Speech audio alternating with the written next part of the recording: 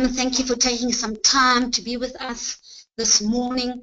I hope that by the end of today you would have, I'm not going to say that you would have learned something, because I think the workshop is driven that you have quite a bit of knowledge, that you've done some preparation, and all I'm going to do is sort of confirm what you already do know. So we're just going to go through a couple of notes in terms of how the workshop is going to be working this morning, so that you're totally aware. I've got to squeeze into 4 hours what generally will take about 6 to 7 hours. So I'm not going to be able to go into major detail, but everything I say, please take note of what I'm saying. I'm not saying things just because I feel that I'm having fun. This is meant for you to take note of everything I say, as well as the handouts that I send through to you that you have with you. Please note that it's obviously not comprehensive. I'm not giving you every single process. This is your exam. You need to do some research in terms of the notes on the guidelines. I'm just sort of summarizing some of the more important aspects of your exam. So just to help us ensure that we are going to be covering quite a bit today in those 4 hours, what I'd like you to do is this. As and when obviously I'm speaking and saying a couple of things and you have some questions, by all means, do type those questions through. And then I'm going to give you a little break after about an hour or so, and I'm going to give you a break of about 15 minutes. And during those 15 minutes, I'll go through those questions that you send through, and then when we come back, I'll either cover them, because I think it's something that everybody needs to know while we're present today, or then what I'll do is I will email the an answer, and I'll ask FPI to send it through to everybody. That's just to help us to ensure that we actually have got a little bit of time to cover as much as possible.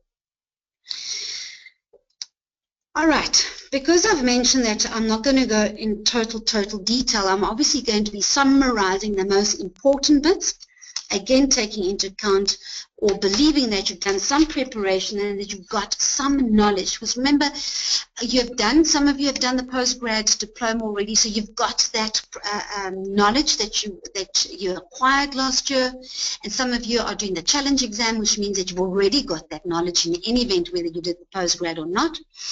And we're going to be talking more about application of some of that knowledge.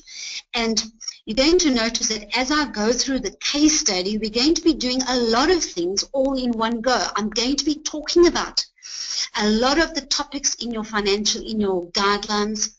I'm going to be talking about risk management. We're going to try and identify the risks as and when we go along, because you must understand this exam is not straightforward. This is not asking you what type of risk does Carmen have if she is ABC. Not at all. You're going to have to pull that information out of the facts and the details that they are providing you in the case study.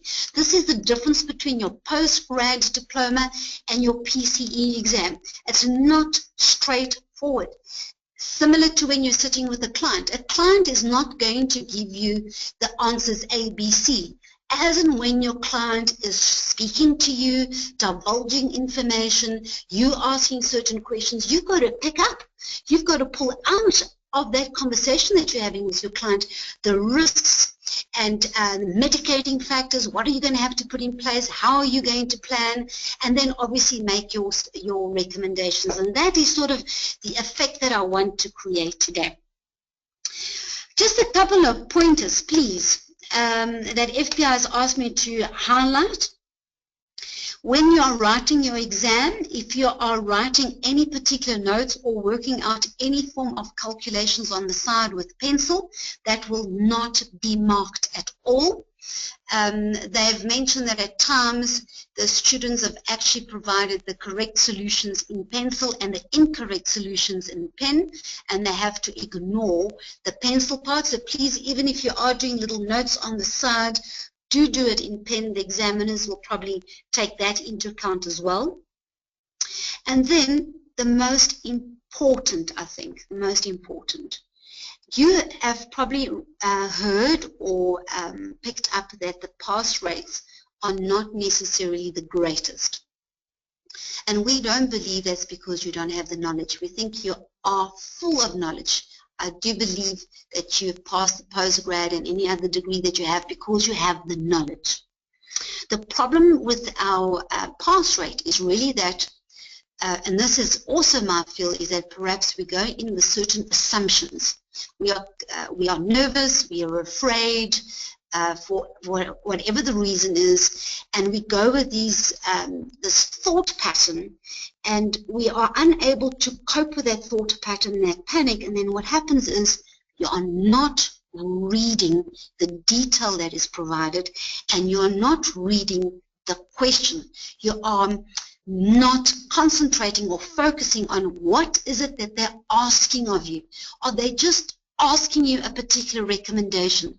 Are they asking you to calculate? We seem to get past that, and I'll give you an example of the August paper last year where there was a question, I think, for 11 marks where information was provided, figures were provided, shortfalls were provided, everything was provided, and the question revolved around what would you do? What would you recommend to the client to cover that shortfall, considering that he's got 5,000 Rand a month to put away?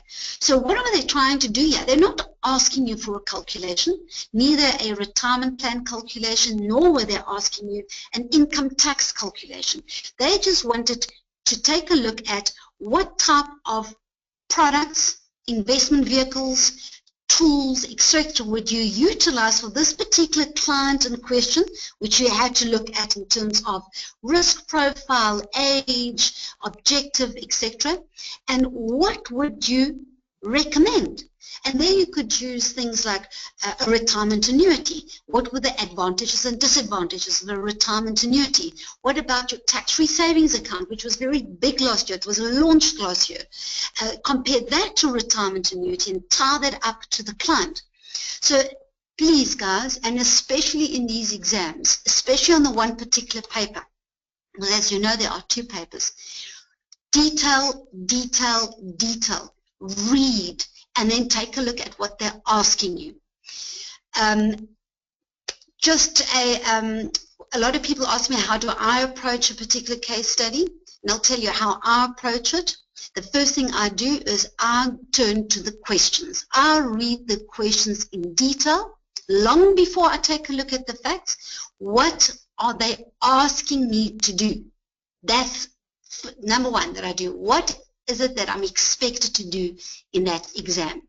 Now, once those questions, and I'm understanding question, I'm not just reading it, I'm understanding what it is they're asking me. So if they ask me, you're going to be doing an income tax calculation, my mind already starts working on all the information that I need to do that income tax calc. So I'm going to need things like marital regimes, their age, are they on a medical aid, are they contributing to a retirement annuity, is there fringe benefits, etc. So my mind automatically, when I go to the case study, I absorb all that information that I need to do that income tax calculation. Now that's how I approach it. Clearly, you've got to do the way you feel comfortable, but that's just at least one way of perhaps being able to pull out of the case study all the details you need to answer those questions. All right, so we start off with your guidelines. And those of you who've got your guidelines with you, I think what is important perhaps is to tick as I go along to make sure I've covered the majority. Well, I think I've covered everything. So that if there's anything that you feel is outstanding, you can email me. My email address, carmenventer@discovermail.co.za. So you're going to see on your guideline that they talk about ethics and standards and law. They talk about the new FPI Code of Ethics. Those of you who did not pick up on the word new, please do go and download on the FPI website. They have launched a new FPI Code of Ethics, which is very important. And also they talk about General Code of Conduct for Authorized Financial Services Provider. Now, I'm not going to go into major detail there. I think those are things that you've got to go and read. And you'll notice that what I have copy-pasted basically is the 8 principles. Are there 8 principles? Yes, I'm also having to remember the new FBI Code of Conduct. 8 principles under the FBI Code of Conduct. And obviously your phase, okay? I want you to go and take a look at phase. But now, let's just summarize this without going into detail. It's easy to read the FBI Code of Conduct. It is easy to read phase because you open up the Act and there's a lovely little sentence and voila, we understand that. But please know, in your exam, we're not going to ask you to please would you tell us what the 8 principles of the FBI Code of Conduct is. No, we're not going to do that. What we're going to do is we're going to give you a scenario. And in that scenario, clearly this financial planner is going to do something good and something bad. And you're going to have to identify what it is they've done and then correspond it to your legislation. What did they not comply with? Which part of the Code of Conduct have they contravened? And then tie that up to the FBI Code of Conduct. What is it that they've also not complied with in terms of the FBI Code of Conduct and ethics? Now that is how it's going to come about. To help you in understanding that process, your guideline has also given you 2 case laws. Now I've got, you can see I've got the RDR proposals there as well because your guidelines talked about RDR phase 1 feedback. Now there's 55, if I can recall, 55 proposals. And do you need to know all 55? I kind of go, well, you've got time. You've had these guidelines since the 15th of December, and you're only writing the exam in about 2 weeks' time. So you've got time. I think go and read it. But why did they give you 2 case laws in your guidelines? It's because they obviously are trying to focus on something. So if you look at, I think it's Adlin, the case law Adlin, what have they concentrated there? They've concentrated on a replacement that went wrong. So do you not think that perhaps in your exam they're going to be talking about replacements? And what I would do is I'd go and take a look at what that individual did, tie it back to the FBI Code of Conduct, tie it to your phase, and kind of go, what is it that he did wrong? Was he competent in delivering his advice and service? Was he diligent? Did he put the client first? Okay, then you go back to your phase and tie up those acts as well. But now, don't you think that perhaps the replacement could be an issue when it comes to RDR proposals? You know what it's been like in the last couple of years about replacements. Are we doing the replacements correctly? Is it justified? All that stuff. So clearly, the fact that they've given us that case law, I would kind of like tie it up with all my legislation and go, what are we going to be doing in terms of replacements? Now, I think the other case law, the Abrams case law, had to do with investments. He was selling some shares, and then if you take a look at the client didn't understand totally what he was getting into. The advisor didn't actually advise them. The advisor didn't do a risk profile. As a matter of fact, the advisor did not know much about the client. So the client was obviously under the impression that he had taken something very different to what actually was sold. Now, what is that? What about honesty, due diligence, fairness, understanding the client's knowledge level in terms of the product that he sold? What will that do in terms of our RDR proposals? Okay, so can you see how that all those interlink? And you're going to have to pick these issues up in terms of the detail that they've provided you in their case study. Okay, so that's the most important, but clearly go and read detail. Go and look at all those sections that have been highlighted in your guidelines. Very important, but do know that we are going to just give you a scenario and you're going to have to identify the aspects that we are busy covering. Perfect. So now we go into our case study 1. What I'll also be doing on the side, guys, ladies and gents, is every now and again I will just be ticking off on my list that I've given you everything that I know is very relevant. So if I just pause every now and again, it's only because I'm double checking that I'm actually giving you all the information that you need. So, but that is FPR and phase. And let's go through to our case study. Case study 1, what I've tried to do is incorporate financial management. I've tried to incorporate the whole investment component that is in your guidelines. So we're looking at things like financial management, which includes understanding budgeting, which is really not includes, it's basically financial management, understanding budgets, cash flows. Not only that, is identifying certain risks when it comes to budgeting and cash flow. That's all part of financial management. We're going to look at shares, risk measurement, and one thing I have not particularly concentrated on here is know and understand different asset classes and investment instruments. I think that is something that you should know by now, especially with your postgrad. That is always a heavy focus. So I think you know those asset classes, and I think you know the vehicles that can be sold. There's lots. There's direct equity when you go to the JSE. There's unit trust. There's investment vehicles. There's bonds that you can get into. There's endowments. There's a whole lot of those. Okay? I think you just have to understand which of those vehicles you can, in terms of tying up with your asset classes, and the advantages and disadvantages of some of those investment vehicles that you will be recommending. And remember, whatever it is you recommend, I'm going to repeat this 100 times. I'm sorry, it's going to be nauseating, but please recommend something that ties back to the client.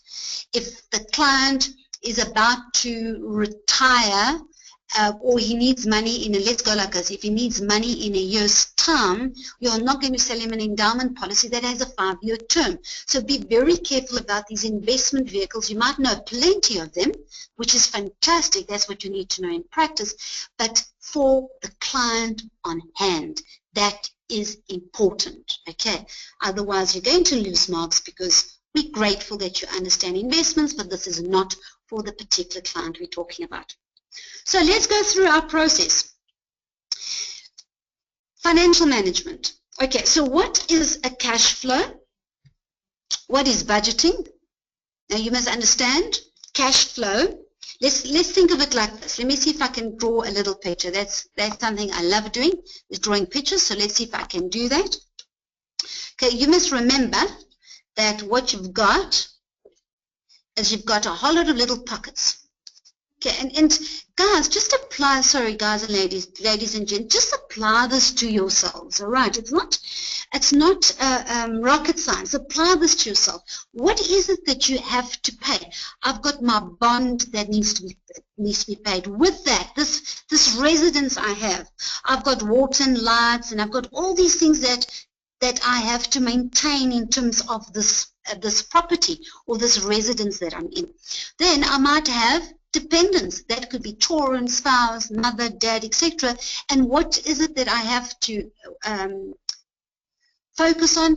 Well, there's education, there's maintenance, there's food, you know, basic stuff, okay? And there's also entertainment, etc. But those are those expenses that I have to maintain to take care of my dependents. Then don't forget, there's health care that I also have to take into account. Oh, but I also have a vehicle. This sounds very, very simple, but this is what cash flows are all about. Yeah, I have a motor vehicle. There's maintenance. There's perhaps a lease payment. There's fuel that I have to do. Then don't forget, I've got retirement planning as well. There's holidays that I want to take into account. And there's so many other risks. For example, what if I do become disabled? What if I do have a heart attack? What if I do die? So you have all these pockets that you know that you have to maintain on a monthly basis. But you only have so much income that's coming in. So your cash flow kind of goes, what is the income that is happening today, current, okay? And where must that income go to? And do I have sufficient income? Am I able to address those particular, let's call them creditors, okay? But you know what I mean, those little pockets. Do I have that? Where is it coming from? Where is it being received? And can I address it? And then do I have any surplus thereafter? Because clearly, if I have surplus money and I'm not addressing one of these pockets, let's say, for instance, I'm not addressing retirement adequately. I am addressing it, but not adequately. Then I go, well, do I have surplus income to address that retirement? Now, that's cash flow. What is coming in? What is going out? What is it do I have to meet? And do I have any surplus? Or am I in the red? Am I receiving too little for what I am paying out? Okay, so that is a cash flow. Then what you have is from that cash flow, you have a budget. And what is budget? A budget is actually future. Okay, now we're going to look at a scenario that clearly you can see that your clients feel that they have sufficient money, but they are spending too much. You've got to bring them back into saying you've got to live within your means. So to do that, I'm going to have to put in some form of discipline. How do I put in some form of discipline? Well, I do that by budgeting, by saying this is the amount of income that comes in, and I have to pay only these things. How can I address only these things? But don't forget that perhaps a few months down the line, my income is going to increase, which means now I've got a little extra money, which I can now address certain other pockets. Also, don't forget that I also might, in 2 or 3, 4 years' time, have children that I have to send to university, which means that I've got to budget for that. When is that going to take place? So that's what a budget does. A budget kind of goes, what is it that I'm going to have to address in future? And do I have that income? Am I able to, through my cash flow, redirect that income to my future objectives and my future goals? So we're going to be looking at that, and I hope I can find my notes again. You know what I've done, and if someone can hear me on the other side, if someone can hear me on the other side, I've just lost my documents. Why have I lost my documents? Let's just look here. My apologies. Yeah, let's go there. Okay, so I hope you can all see my screen, and something has happened to my screen. I'm hoping that you can all see that. I'm going to continue until someone tells me that that is not correct, because I now have done something which I don't understand. My apologies. Just bear with me for a sec. I can't pull my notes back.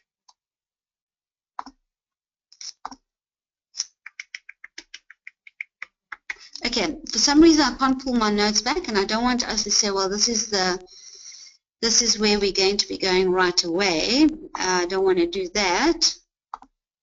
I just want to see if I can pull. No, I can't pull.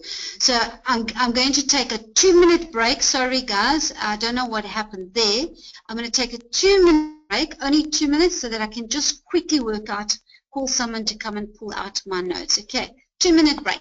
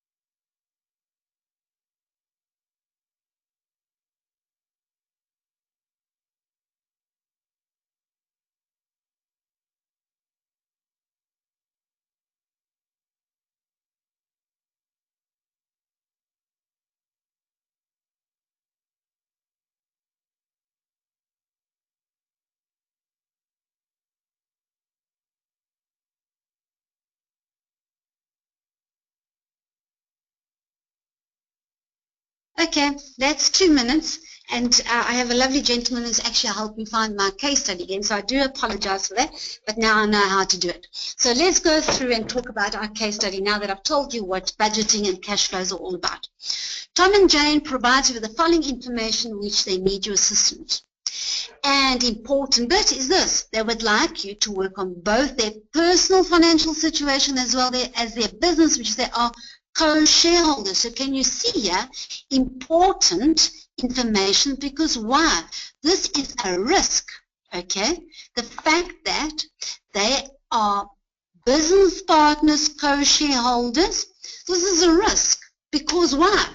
Just think of when they get divorced. Is there any form of agreement? Clearly, when they die, then we hope that there's a will, but that's another risk. Is there a will? Next risk. In a will, do I actually do something about my business share? Next one, is there any form of buy and sell? Because you all know buy and sell arrangement, okay? You have to understand in a buy and sell arrangement how they are married, because, yeah, happy, they are married out of community of property, excluding the accrual. So I'm not in an in-community of property. But let's just stay here for a little sec.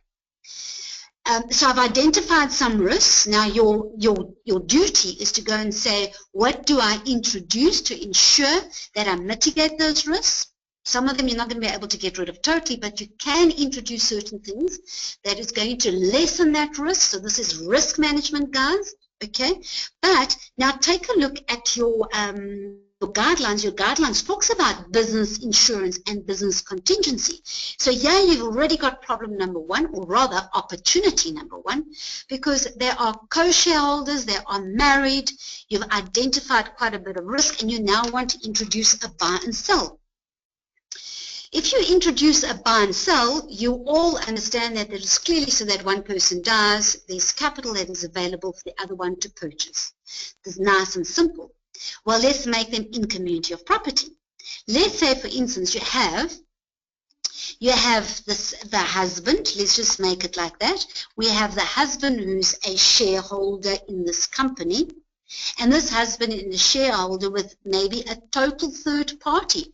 Maybe the shareholder, the next shareholder, is a trust. Okay, you must remember that. I can have very different entities, and this is what you have to understand, is I have very different entities into this buy and sell. It can be natural persons, it can be a trust, it can be a company, it can be a CC, etc. So now you have to understand how this buy and sell actually works. Can, for instance, a trust get involved in a buy and sell? And if yes, who do you insure? Who's the owner, etc. You've got to understand that sort of process. Same with the company. Can the company be the life insured? And this is where you bring in the role players of your life insurance products, which is in your guidelines. Let's just concentrate on husband. Husband might have a wife. Well, if he doesn't, we don't necessarily have a problem, but let's make it a problem. He has got a wife and he's married in community of property.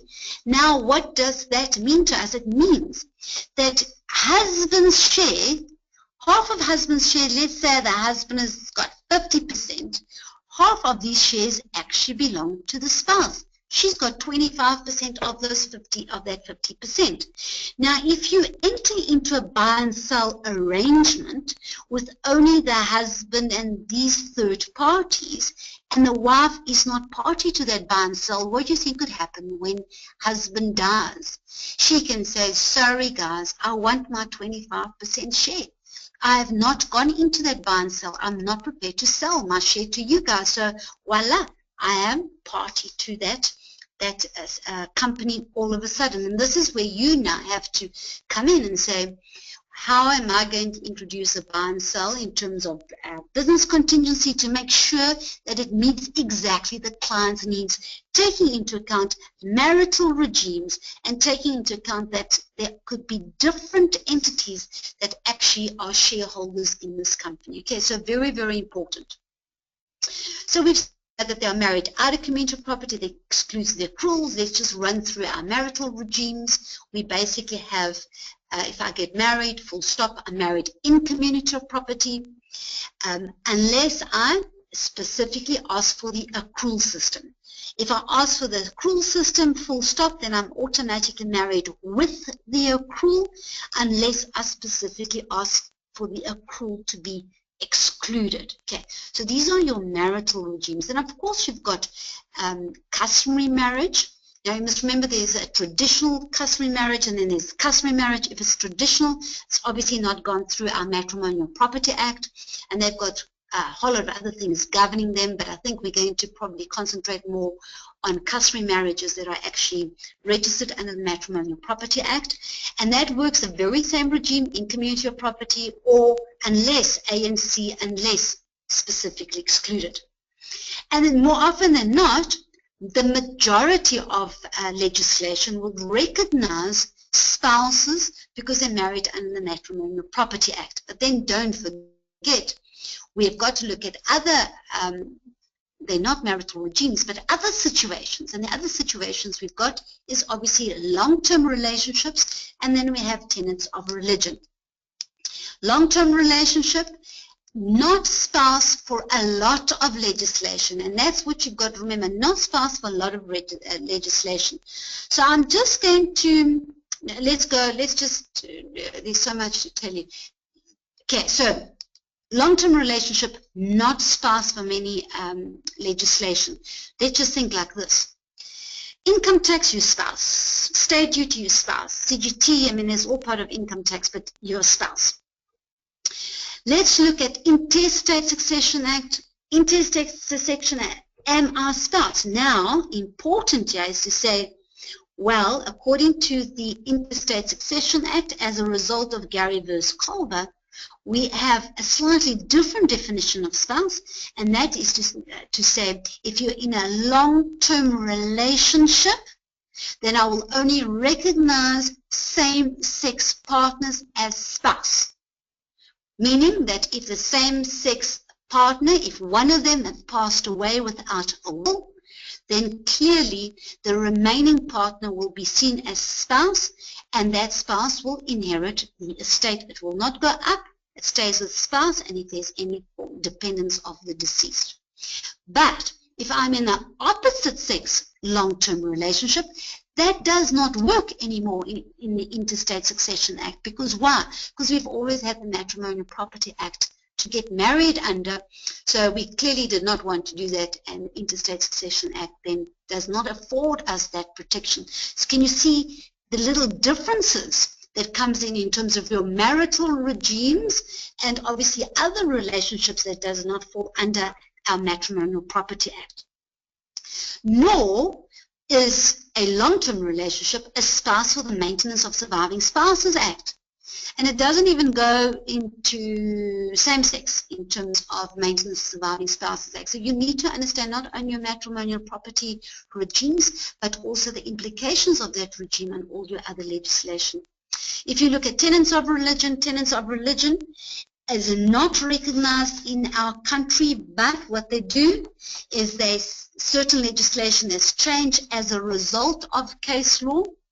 So tenets of religion, if you are not registered in our Matrimonial Property Act, you are deemed to be out of community of property. But if you are registered under the Matrimonial Property Act, you are in community of property, and off we go in terms of ANC include or exclude. But tenets of religion that had some case law that has taken place, and that's given some recognitions in terms of Maintenance of Surviving Spouses Act, and also given some recognition in terms of the Interstate Succession Act. So you must just please know that sort of legislation. Now let's just here quickly touch on, because then I know I've done it, let's just quickly touch on, I don't want to go into different screens, guys, so that I don't spend time trying to find out where my document is. So bear with me, I'll be writing on this page. Remember, in your guidelines, we're talking about Section 37A to 37D of the Pension Fund Act, which we are going to touch on also a little bit later. But now that we are talking about marital regimes, let's just double check that if I am a member of a fund, so I'm talking about pension, provident, retirement annuities, and your preservation funds. Remember, it's all governed by the Pension Fund Act. And I'm going to now say something here, your linked annuities. Once I have left a fund and I'm into a living annuity, into a compulsory annuity, those annuities are governed by the Long-Term Insurance Act and not by the Pension Fund Act. This is important because in your guidelines it talks about understand long-term as well as short-term products. Please know, linked life living annuity does not form part of Pension Fund Act, forms part of the Long-Term Insurance Act. So let's talk about the member that actually dies while is in a fund. So I have not retired. This is pre-retirement. It does not matter what you put in your will, etc. Because you must remember, it talks about Section 37C in your Pension Fund Act that says when there is a death that takes place, it will be the trustee's discretion, as per Section 37C, as well as the definitions of dependent, to decide on how they're going to distribute that income. Now, Section 37C gives the process of how we are going to make a particular distribution, a guideline, okay? But important is to look at the definition of these dependents under Section 37C. In summary, what we have is we have three little categories in a way. We've got three little blocks, if you put it that way. One little block is I'm going to recognize legal dependents. The other, I'm going to recognize dependents that are not legal dependents. And then I'm going to look at dependents that would have become legally dependent. Now you'll notice that under legal and under not legal, we have two things. We've got spouse and spouse. We also have child and child, and I just want to touch on these two. So why is it that we have one situation where I have a spouse that's legal and the other one, the spouse is not legal, and the same with children? It's because if I am married under the Matrimonial Property Act, okay, then I am legally a spouse. I'm legally obliged to maintain this spouse. And if I'm not married under the Matrimonial Property Act, but I have the spouse, and there sits in your long-term relationship, and there sits in your tenets of religion. So I'm not legally obliged to look after you, but you are still a spouse, but you are now going to have to prove dependency. Okay. Child under legal and child under not legal. Take a look at the definition of child. We do not separate a minor and adult, and not at all. But if you look at common law, you are automatically obliged to look after a child that cannot look after themselves. So yeah, you would find, and legal you'd find minor children, disabled children, etc., because it's a common law legal obligation for you to look after this child. Where you have the adult child or the self-sufficient child that doesn't need your help, basically, where you're not legally bound to look after him because he can look after himself.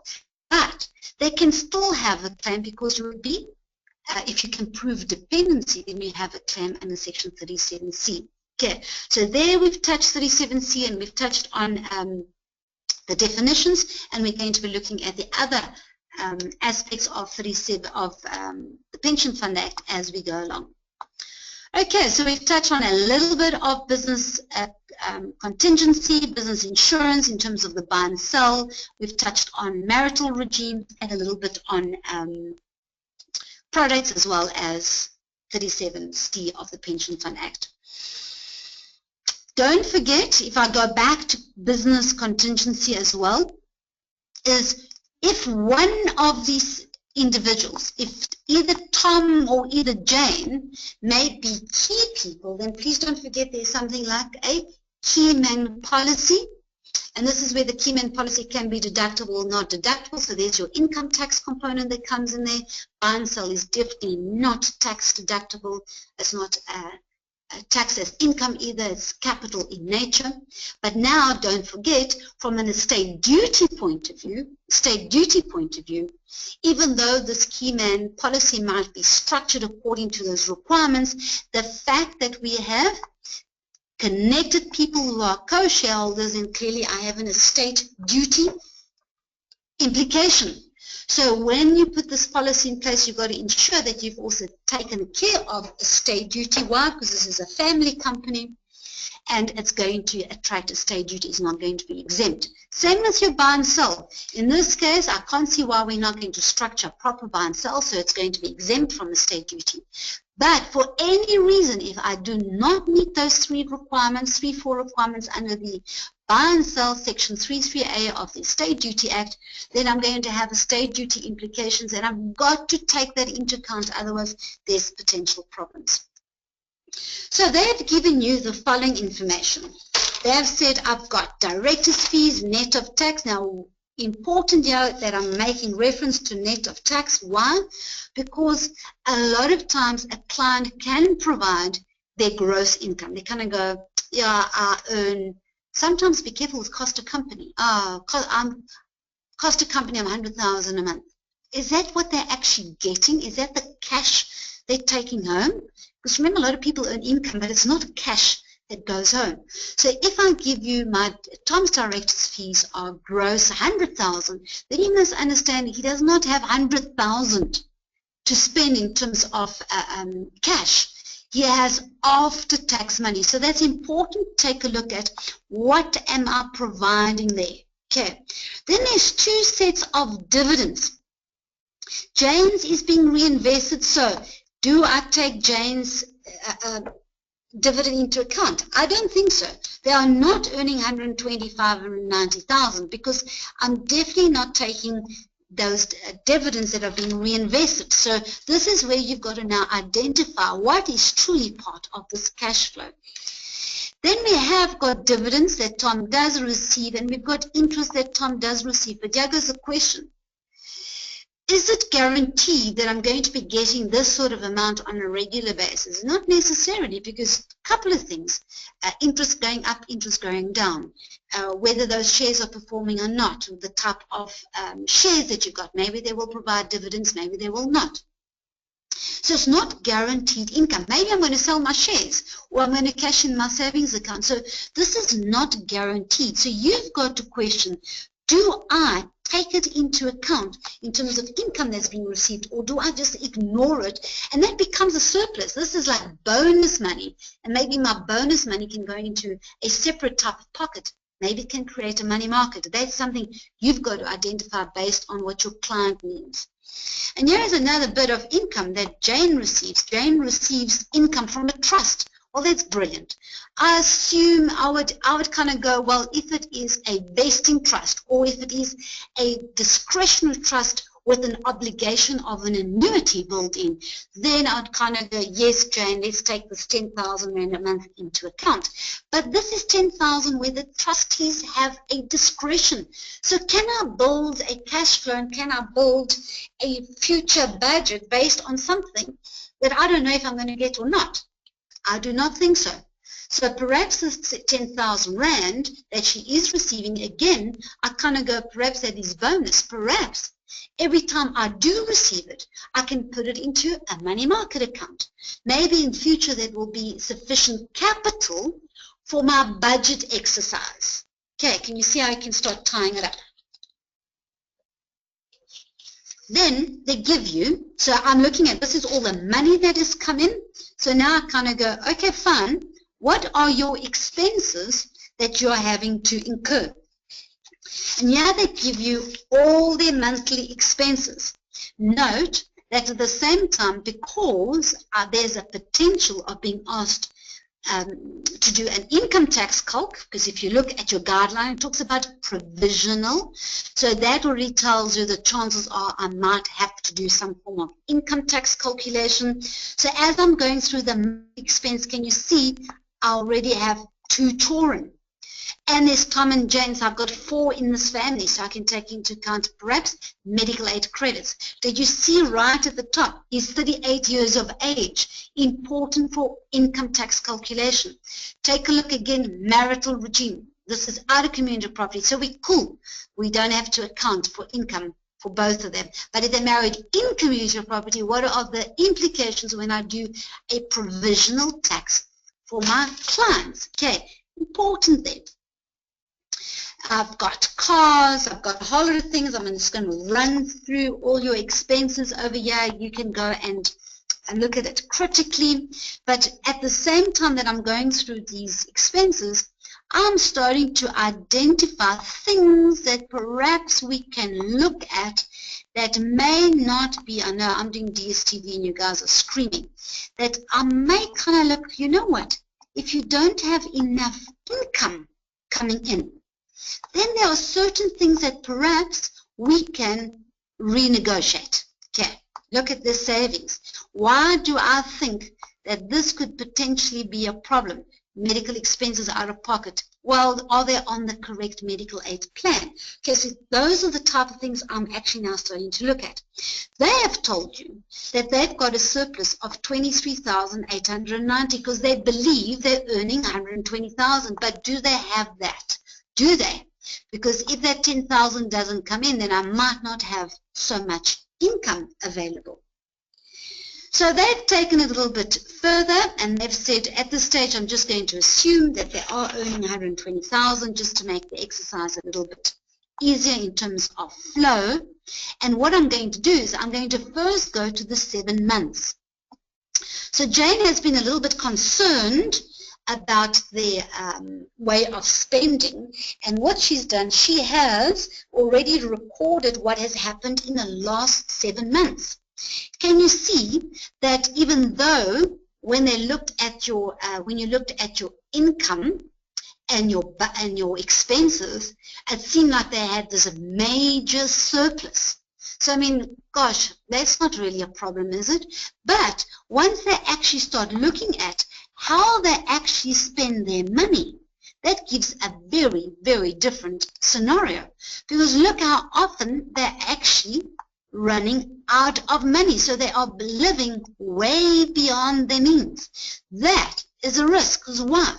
Because this is where you guys have got to bring in your ratios, solvency ratios, debt ratios, all of that. Because this should be highlighted in red. Can you see that these people are in trouble? They do not have sufficient income flow to meet their spending, and the spending might not have anything to do with their budget, because this is their budget. This is the income that they actually need. 96,700 is what they need on a regular basis. But that is not what is happening. They are spending more money.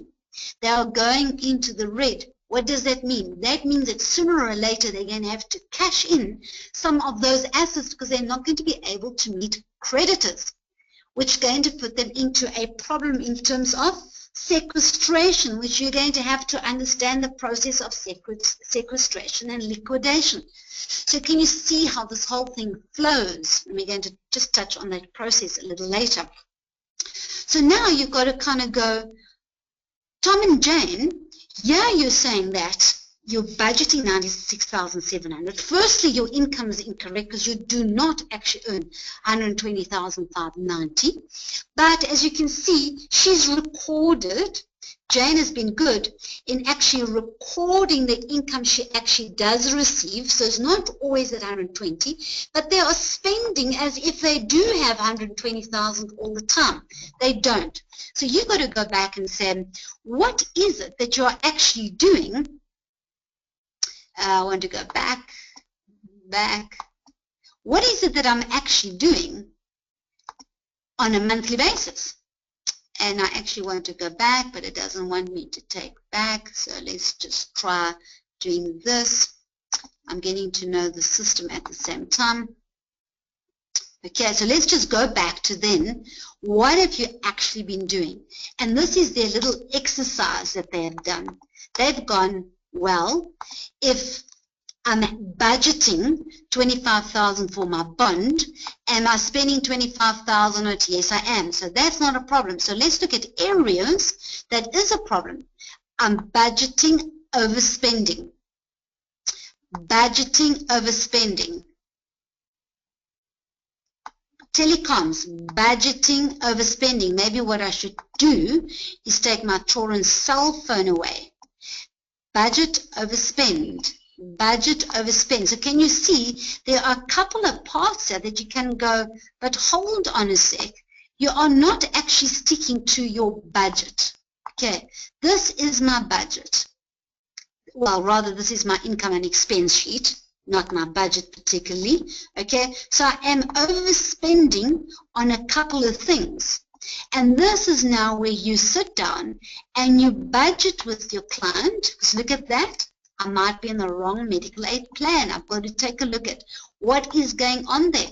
That sounds like I need a money market account. Do I have a money market account? I don't. So it's important to go take a look at what I've been doing there. Why do I have so many expenses? Okay, so I should be spending 96,700 on a monthly basis to maintain my lifestyle. I am not. I'm spending way beyond that, and that is why I'm always in debt.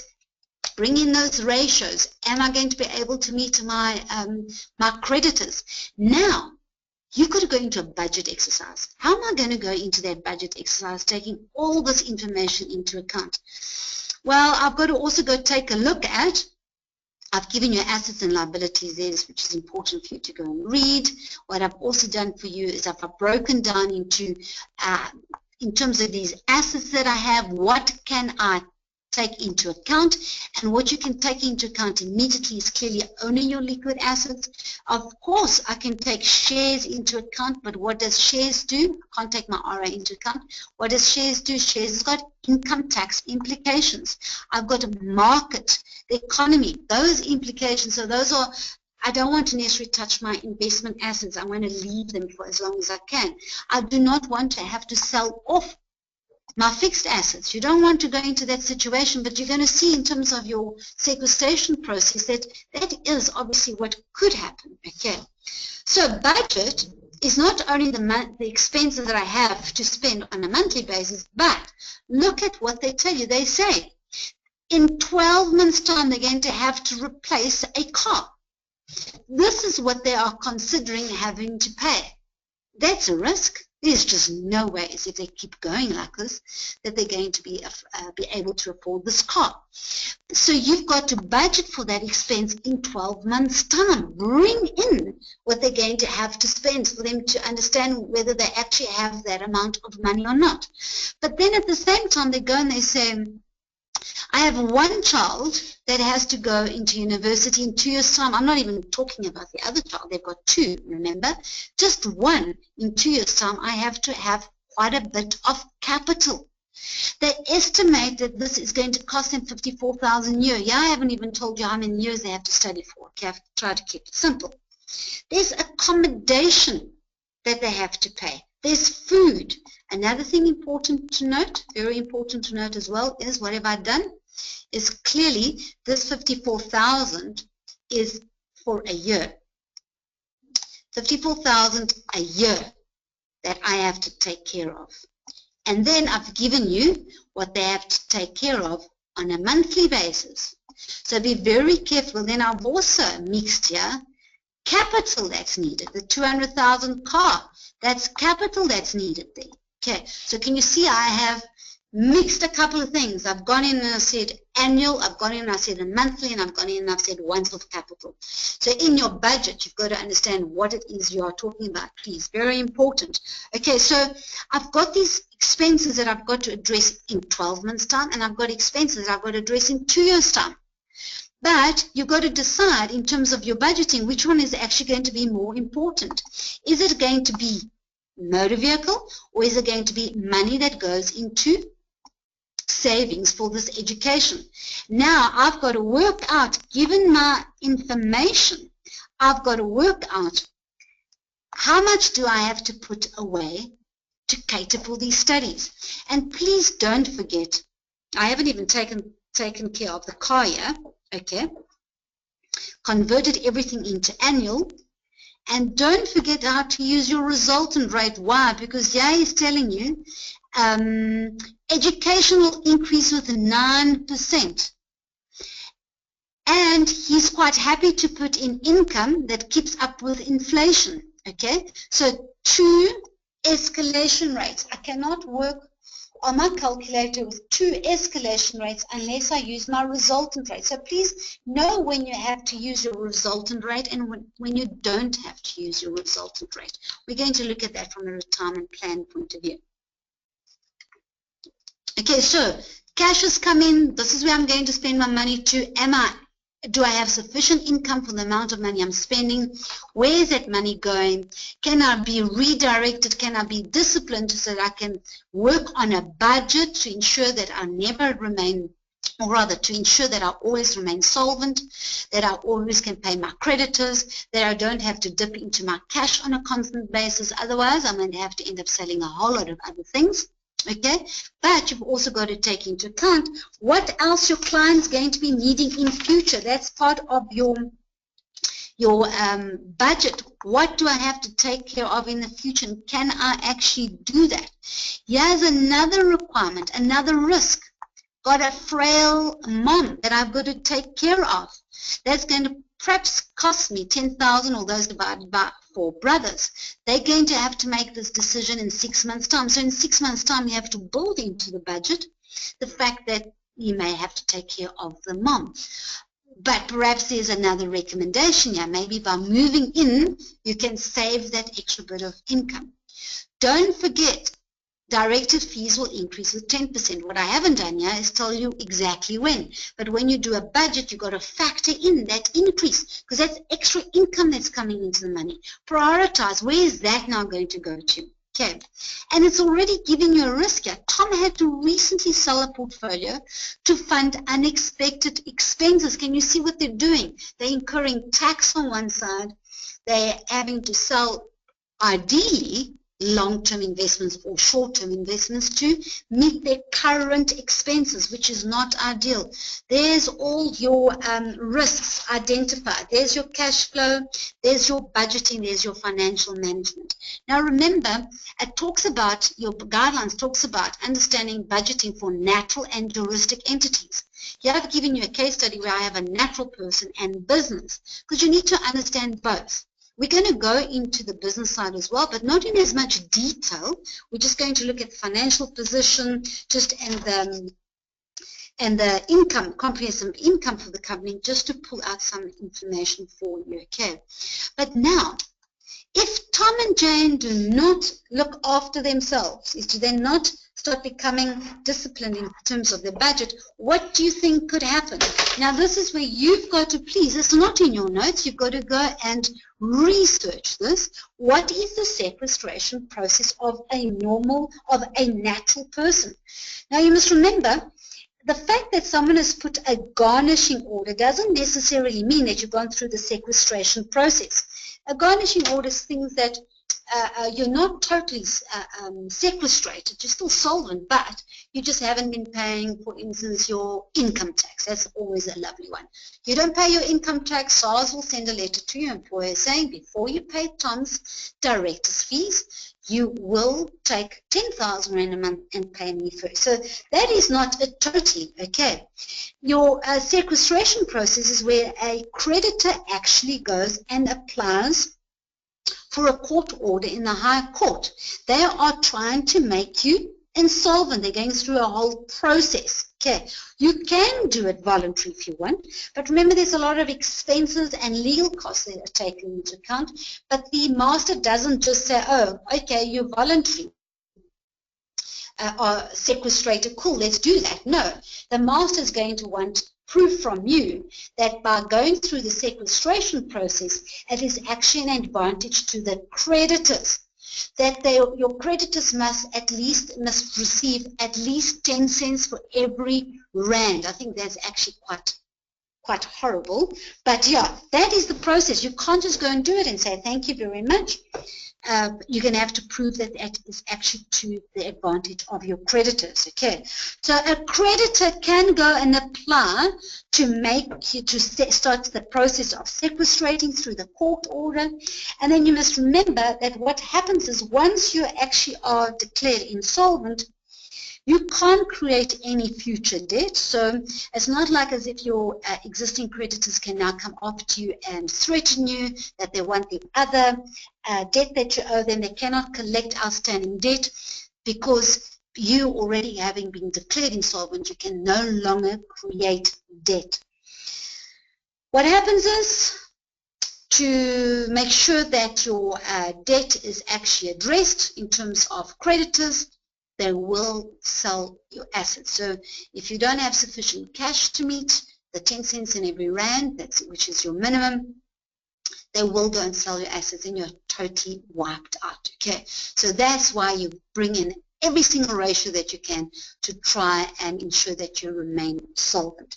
So that's important. Also, the other thing that is important is you must remember that there are certain processes that indicate that you could be insolvent.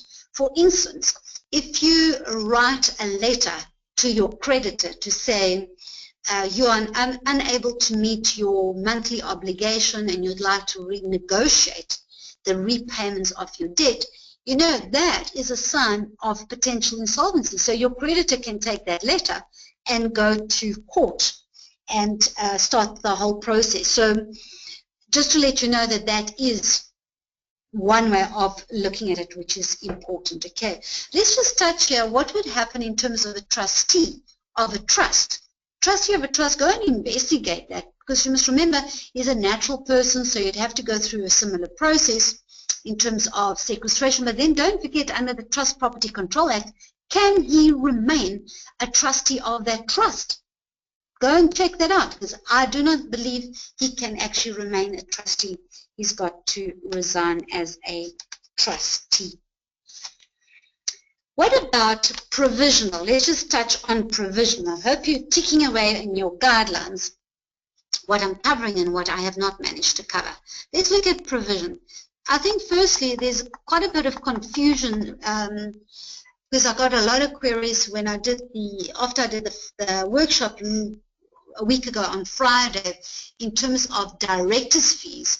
Many years ago, the Act did actually say that directors that were receiving directors' fees were provisional taxpayers because there was no withholding tax, i.e. there was no PAYE that was being collected. But the Act changed, I think, 2006, 2007, where under the fourth schedule, a director's fee is actually deemed to be an employee of a company, which means that PAYE will be collected. And therefore, if you are only a director and you receive no other income outside of your employment, then you do not have to do provisional because PAYE is collected. So if you go take a look at what your what the requirements of a provisional pay is, remember it goes and talks about, and I did copy paste for you in your notes what those requirements are. Up until I think 28th of February 2015, they had a criteria between age 65, above 65, below 65. That has changed, okay? There's no longer those age restrictions. It's just everybody that earns income from a trade where there is no PAYE obligation. Any person who earns interest, dividends, rental income, etc., where the taxable income of that is above 30,000. So here what it says taxable income. So let's just look at interest. Let's just touch on interest for a sec. If I receive an interest amount of, let's say 20,000, okay? 20,000, must remember, is the amount I receive, but we're talking about taxable income above 30,000, where we're talking at rental, etc., which means that I have to do my exemption first, 23,800. Am I right? I've got to do my exemption first, which means I do not have taxable income of greater than 30,000. So this is important. And you'll notice in your guidelines, you've got to understand the terminology of gross income, income, and taxable income. Well, here's important note number one, is if the provisional requirement saying that I have to have taxable income that is derived from interest, rental income, etc., that exceeds 30,000 before you become a provisional payer, then that means that what I've got to do is I've got to look at my gross income, I've got to look at my exemptions, then I've got to look at particular deductions that are allowed, then I have my taxable income. So in this scenario, clearly I don't have to be a provisional taxpayer, and my director fees are also PAYE. So let's go a little further. What if I have interest of, let's say, 40,000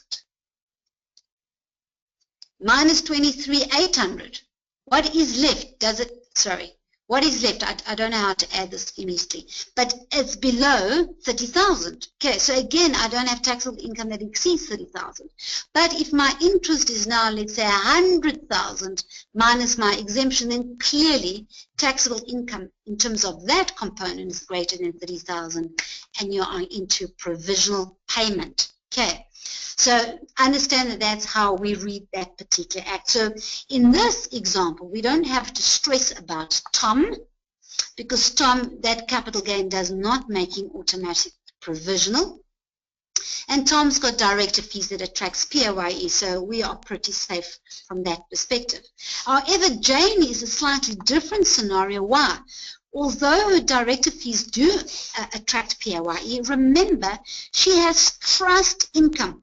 So that trust income is going to kick her into a provisional payer. So how do I now calculate a provisional payment? So let's just make sure we understand cycles. So I've got cycle 1. Let's just look at the 2016 tax year, which is just about to finish. I've got my first provisional in August. I've got my second provisional in February. And then, of course, I've got my top-up. If I have underestimated, I can do a top-up to avoid, to minimize penalties and interest. Let's just concentrate on the first 2 cycles. So from the 1st of March 2015 to the 28th of February 2016 is our full 2016 tax year. At the end of August, what I've got to do is I've got to take my actual income and expenses from the 1st of March until the end of August clearly, and then I've got to project what I think I'm going to be earning and what I think I'm going to be spending in terms of allowable deductions, etc., for the next 6 months. So I've got to do a 1 year's calculation. 6 months at actual, because at August I do have those figures. The other 6 months to the end of February as a projection in terms of what I think I'm going to earn and what I think I'm going to be expending, especially if I'm looking at trade. And then what I've got to do is I've got to calculate what is the tax that I have to pay for the full year, less my rebates, less any PAYE, whatever is left, I'm going to divide that by 2, and that's what I've got to pay in August. In February, I do the very same exercise again, and I pay the other half that I didn't pay in August. So I've done a little example here, because you must remember I'm trying to do an example that is not totally straightforward, because maybe they're not going to ask a very straightforward question. I don't know. So let's just look. I have to, even though director's fees attracts PAYE, I have to take that into account. Okay. I'm going to do my blue. I have to include my director's fees. That's important. Director's fees have to be included. Then I'm going to take my trust income, and of course this is an assumption. So remember what Jane is going to do. She's going to say up until August I have actually received this amount of income from the trust, but the chances are I might continue receiving 10,000 Rand for the remainder of the year, so I'm going to take that full amount into account. Please, I'm now allowed to do exemptions. I didn't put in dividends here because dividends are going to be exempt from income tax. I don't have to take that into account. I now work on my deductions. I'm allowed my retirement annuity as a deduction. Gives me my taxable income, which means that in that full 1.2 million, I have to pay that amount of tax. Take your correct tax tables into the exam. Updated information. Please do not work on last year's tax. We're doing 2015 and 2016 tax year. And then I'm allowed my rebate because I'm below the age of 65, so I get my primary rebate. And I am allowed my medical rebates. Now this is important to understand the medical rebates, because to allocate the correct medical rebates, I've got to understand how many people are on that medical aid. I am also allowed to factor in my medical expenses. I didn't factor it in because that's just what I do in practice. I kind of go, look, you are unable to assume the expenses that you're going to be incurring in the next 6 months. I think that is dangerous to bring into a provisional payment. But if you are very sure you know that you are going to have an operation and that's going to be 100,000, etc., then by all means factor it in. You can. The Act allows it. Now, remember, if I just take the 413,000 that I have to pay, less my rebates, then I still have 300 and something thousand tax that I have to pay. But I am paying PAYE, so I can reduce the tax that I have to pay by PAYE. So now you can see in this scenario, in this case, there is no tax that has to be paid. So in August, I don't have to pay tax because my PAYE actually covers any taxes that I would have to pay as a result of any other income that comes into my tax calculation. So I'm quite comfortable, but you have to do this exercise again in February. And you may very well find yourself in a situation where this trust income that you have received, this trust income, perhaps you have received 300,000 income, which means that all of a sudden this figure, the 120,000, can now put you in a situation that your PAYE is not going to cover all those taxes, which means that you are going to have to pay tax in February. The problem being is that you're going to be hit with penalties because you underestimated your August. How the case study is going to come out, I'm not too sure, but at least I've given you a lot of calculations there as well as some theory in terms of the legislation, so at least you've got an understanding of what could hit you in terms of provision or not. Okay, so it's 11:18. I'm going to give you a 15-minute break. Please, I'm going to stick to 15 minutes so that we can talk about the rest quite quickly. I'll see you in 15 minutes and we'll continue. Enjoy the break.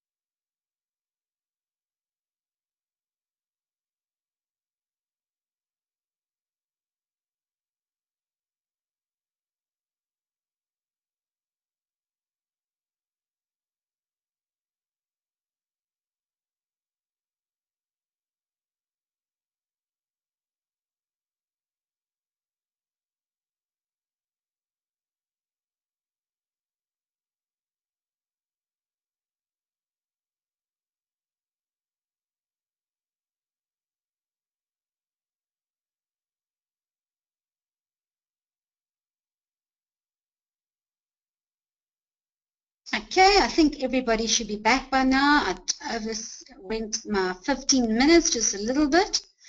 And I have not received many questions, but I just want to stay on this particular screen because a young man by the name of Paul has asked me, where did I get that amount? And Paul is quite right. Paul, apologies. All I did was I carried that amount down incorrectly. No, I've just remembered. I didn't carry that amount down incorrectly. Okay, so what this is, and I'm going to see if I can actually do it in red. If you go back to your notes, you'll notice that the director's fees, and I'm so glad Paul actually asked me this question, the director fees are actually 55,000. 55,000 on a monthly basis.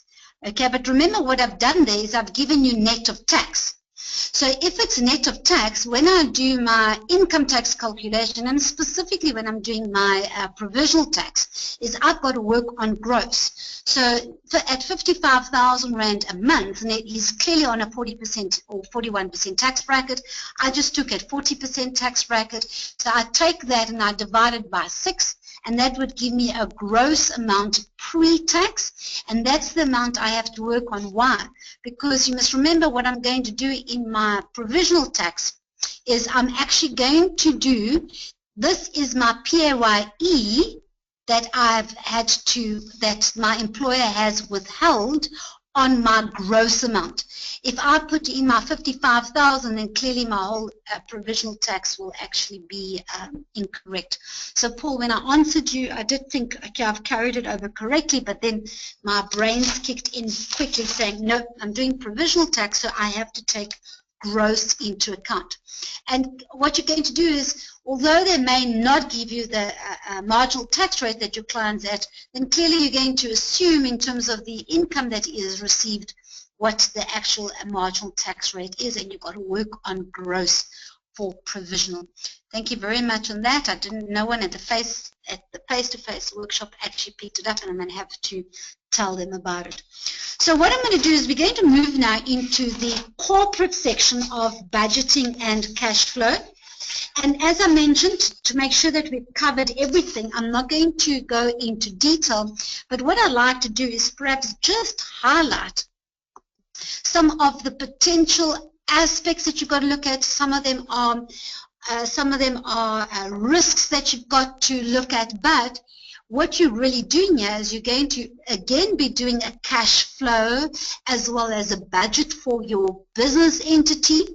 And to do that, you kind of look at their statement of financial position so you can see what it is they actually have. You'll have to look at their comprehensive income, because remember, more often than not, the comprehensive income that a corporate or a company gives you is really an accounting comprehensive income. Doesn't necessarily mean that that is the cash flow that's coming in, that's available to meet creditors, etc. Again, please, in all these instances, use those ratios. It's in your financial planning handbook, because part of your whole budgeting exercise is to make sure that your client's even solvent, all that stuff. Okay, so please use those ratios. So we're going to be looking at that briefly. So let's look in terms of the statement of financial position, the type of things I'm going to be looking at, obviously from a cash flow perspective, things like retained earnings is quite high. Is there a reason for the retained earnings? Is it perhaps that they're holding back to declare dividends, or are they actually going to be investing this for a particular reason? Please, you've got to take into account the type of company you are looking at, and I specifically did a company in lithography, the reason being that the equipment and material utilized, especially the machinery being utilized in a company like this, is expensive, which means that you've got to take a look at some of this income that is available. Look at this, my bank, okay, and some of this income that's available, is anything going towards a form of savings so that I can address future expenditure, especially things like machinery, etc. Important because that's part of your budget exercise.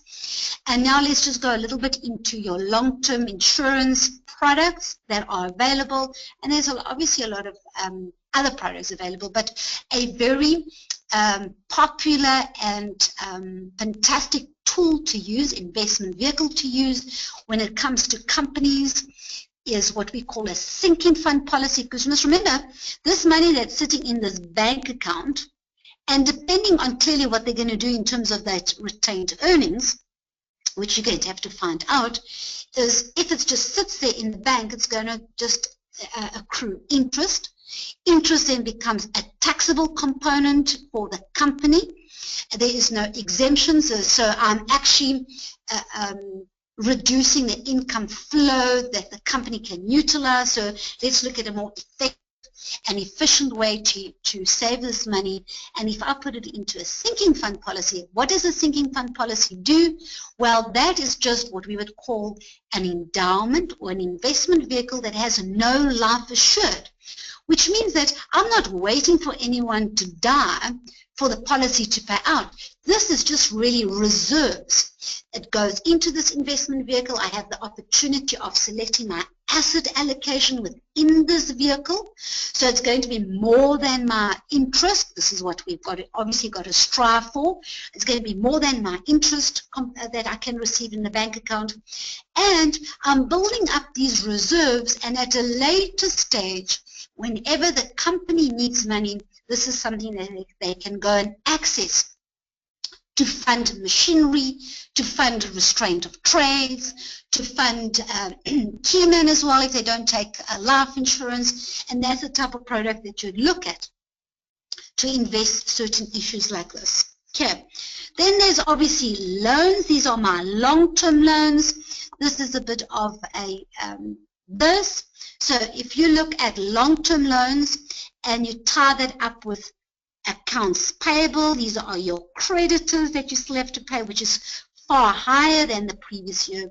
Then if you look at the amount of money that is still due to you, you've got to work out what is going on here. Okay, why is there such high accounts receivable? Am I not collecting these payments? Are my processes in order? Is this because I have some form of agreement that my debtors can pay me over a certain amount of time? What are the chances that I'm able to pay my creditors within a 12-month period? Are these loans secured or unsecured? That is important, because if it is secured, then clearly I've put some form of collateral over assets. So those are the type of things you have to pull out for you to be able to determine what's happening in the company, how much of this money is available in terms of cash flow, and what you're going to have to budget in future. And then your ratios must obviously kick in. Are they going to be solved? Then obviously we've spoken about accounts payable. That is a risk that we also are identifying. Notice these are some risks that we are also identifying. Let's look at this plants and machinery. This is where I'm kind of going 13 million worth of assets. In terms of this company, is actually worth more, it's more than that. But this is where I have to question when am I going to be replacing this, that I can budget accordingly, that I can take a look at, do I have enough income that's coming in to fund such a saving vehicle that I'm going to need. I also have to look at, why do I have so much stock on hand? Did I overstock? Is the stock perhaps moving slowly? Is there marketing taking place for me to sell my product a little bit more? Okay, so those are the type of things to look at as well. So those are some of those benefits of those risks that I've identified, and that is going to help me to perhaps understand, and vice versa, my actual statement of comprehensive income. And you must remember what this is an accounting statement which shows that after I've sold and I've had cost of sales and I've had all other deductions, I actually have a profit for the year of 77. But this is where you have to understand it. Is it really a profit? Because don't forget, this is pre-tax. So once I've taxed, then my profit is a little lower. It's actually now 5.54. So I don't have 77 to spend. I have less. But is this the amount of cash that is actually coming in? And this is just 1 month.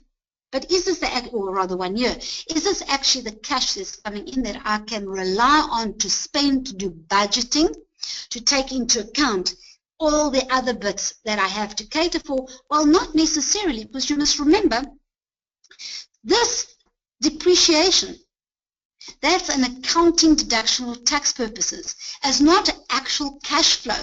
So I've got to add certain of my accounting transactions back into my profits so that I have a truer understanding of the amount of money that I actually am going to be spending. What are the type of things that you can question? Well, I've got to question things like, why is my bad debt so high? Taking into account that I've got 11 million accounts receivable, I suppose the ratio is very little, but it's still quite high. So what is my debt collection process like? What am I going to have? Do I have to budget for new processes, for new systems, for an additional staff member to take care of the collection of monies from our debtors? So can you see that's part of your budgeting? I'm not going to necessarily tell you that, but those are the things that you have to actually take out. Operational expenses, you can go into that a little bit more to see what are my operational expenses that I'm having to take into account, and even your rental expenses. What are these rental expenses about? Okay, because that can tell you a little bit more. Is it just a fixed property that is actually mine and I'm paying off some form of bond, etc.? Well, that's a future asset. Am I in a building that's where the actual rental is very high, and therefore I can look at something that that is less more expensive? Is it renting of machinery, in which case I perhaps don't have to worry about a sinking fund policy to take care of any form of replacement? Okay, notice that there is no flow into any form of investment whatsoever. What about taking into account, because remember I've got buy and sell here. Who's going to pay the buy and sell? Fine. The buy and sell is going to be paid by individuals, not paid by the company. So from a company perspective, I don't have to worry about that. But if I'm introducing any form of key man, do I have a restraint of trade in this company? Because all those things, if I have a restraint of trade, you've got to question, how am I funding it? Because there's no indication yet that I'm funding any form of life insurance or risk for key man, for restraint, or sinking fund policy, etc. And you now have to take all this into account that you've just read out of your statement, and you've got to do a budget for happenings in the future. And don't forget, you've got to take into account all the other information that they've also provided you. They want to replace machinery every 5 years. The next one's going to be in 4 years' time. They've given you TVM factors. So you're going to have to calculate how much I'm going to have to put away now so I can actually have this 3 million in every 5 years, taking inflation, etc. into account, so you can build it into your budget. Take a look here. They will need to employ another lithographer in about 6 months' time. This is what they're going to have to cater. 3 months of training. However, they believe this will increase their sales by 15%. So now, although I am spending this amount of money, I'm also now going to put in my budget the fact that my sales have increased by 15%.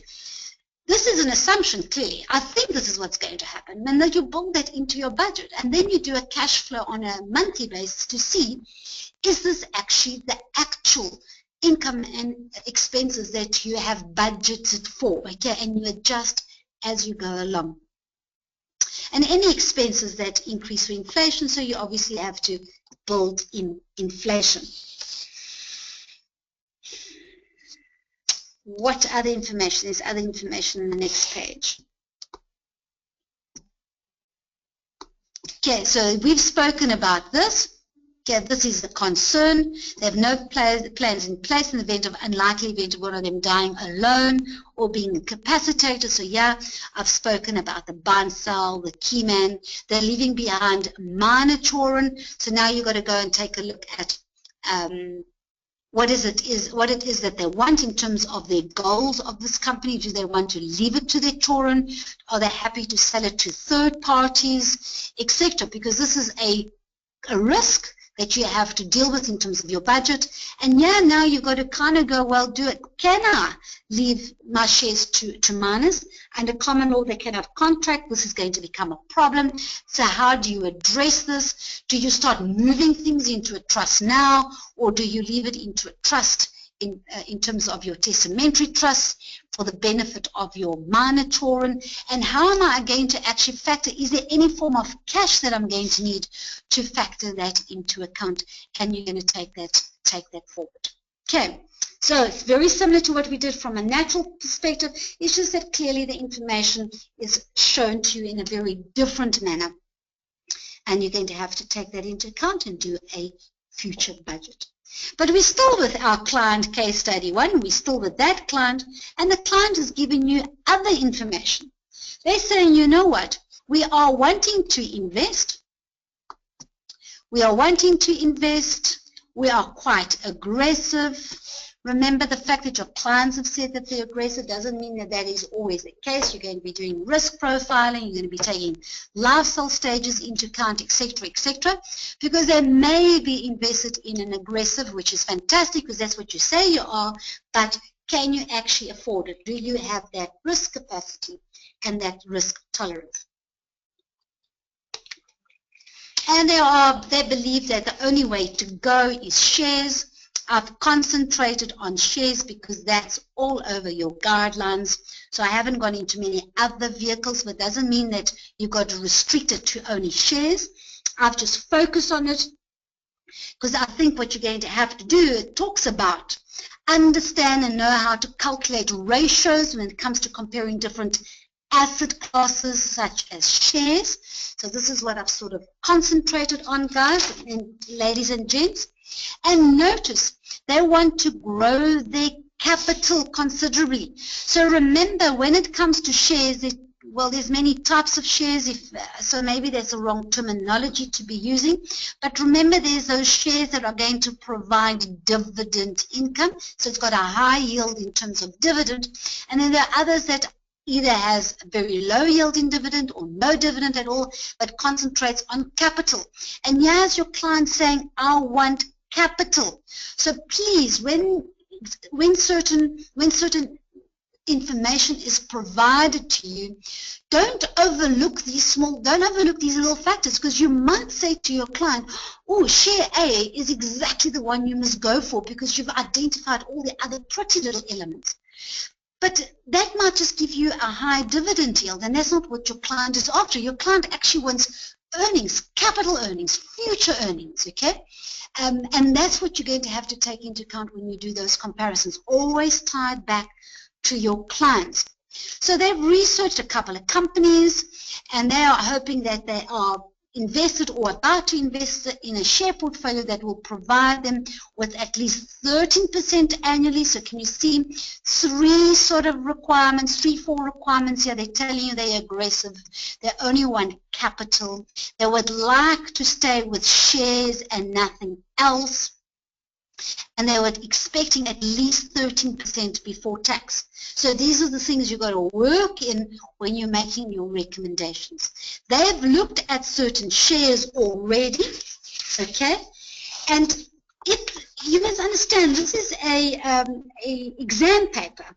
So we are giving you 3 shares. You've got to work with these 3 shares. You may think that perhaps we should go into a very different company totally, but that's not what we are asking. We're kind of going, can you work with what the client has given you and the information we've provided, and out of the options we've given you, which one is the best? Okay, so it's going beyond this. Might be a little dangerous, all right? So I've now provided you with quite a bit of information on these shares. I've also given you historical growth, and I've given you probability of return and possible return depending on the state of the economy. I'm not doing all of this for nothing for you. So all this information is in your financial planning handbook. And I've only stuck to those that are in the financial planning handbook. So please go and take a look at that. So for demonstration purposes only, what I've done is I've concentrated only on one company, but what you have to do is you've got to take these particular ratios, and remember you're going to be using the relevant ratios that you need to compare the shares that we have given you. And what I've done here is I've changed asset classes. I think I've given you two. What have I given you? Two equities in terms of financials and one property company. Okay, so it's down at the bottom there.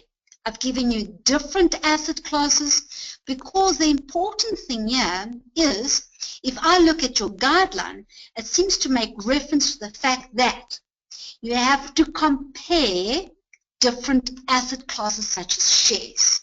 So your client's looking at 3 shares, they don't understand that it's different asset classes, different sectors, you've got to say which one is best. So there's certain formulas and ratios that you're going to have to understand how to calculate, understand what they mean, and further work out whether these are the formulas that you can use to compare apples with pears, 2 different asset classes.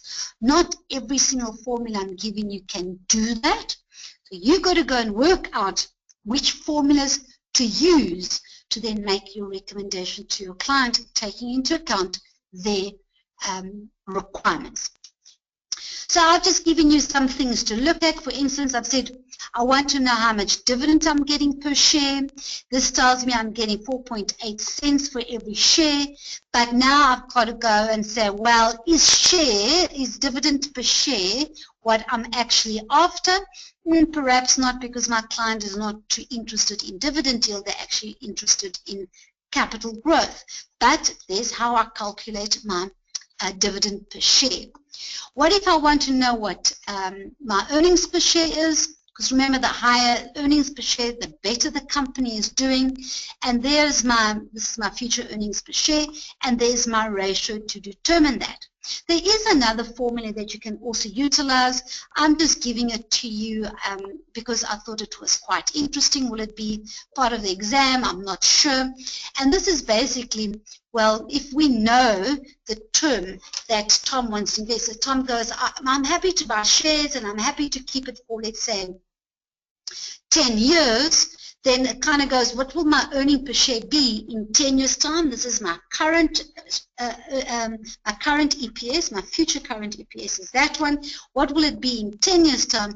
Well, then there's this little formula to follow.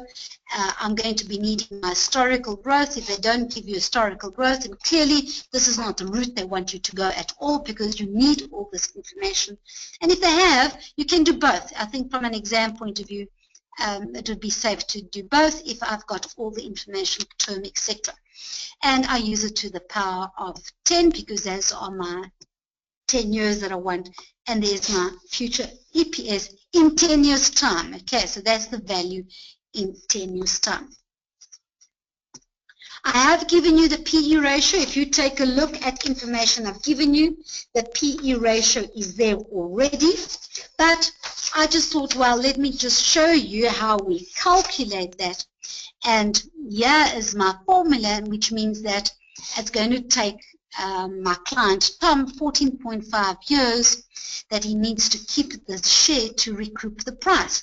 Well, now take a look at the term that Tom wants to invest. If I said earlier on he's only considering investing for 10 years, is an EPS of 14.5 meeting the client's requirement? I'm not saying it's bad or good, but is it meeting the client's requirement? And that's what you've got to look at.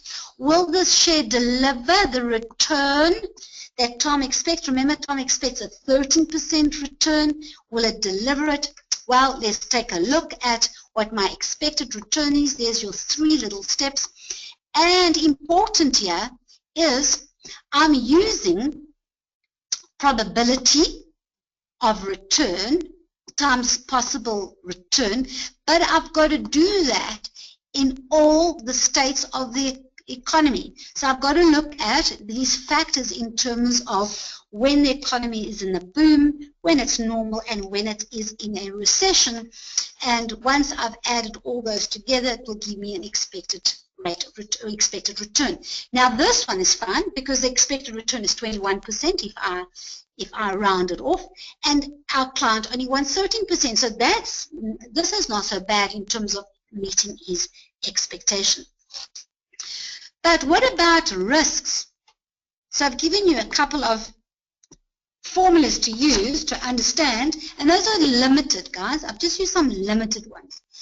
I should always say, ladies and gents, please go through your financial planning handbook. Please go through your notes that I've given you. I've given you quite a few other ratios and formulas to look at. Please bring those into account as well, depending clearly on what it is you are expected to do. So let's look at risk. Now, I think we all sort of understand what standard deviation is. Just telling you, in terms of your share, look, for instance, this share, clearly the expected return that we've just calculated is 21. This is where I get 21. I've just rounded it off to make it easy for myself.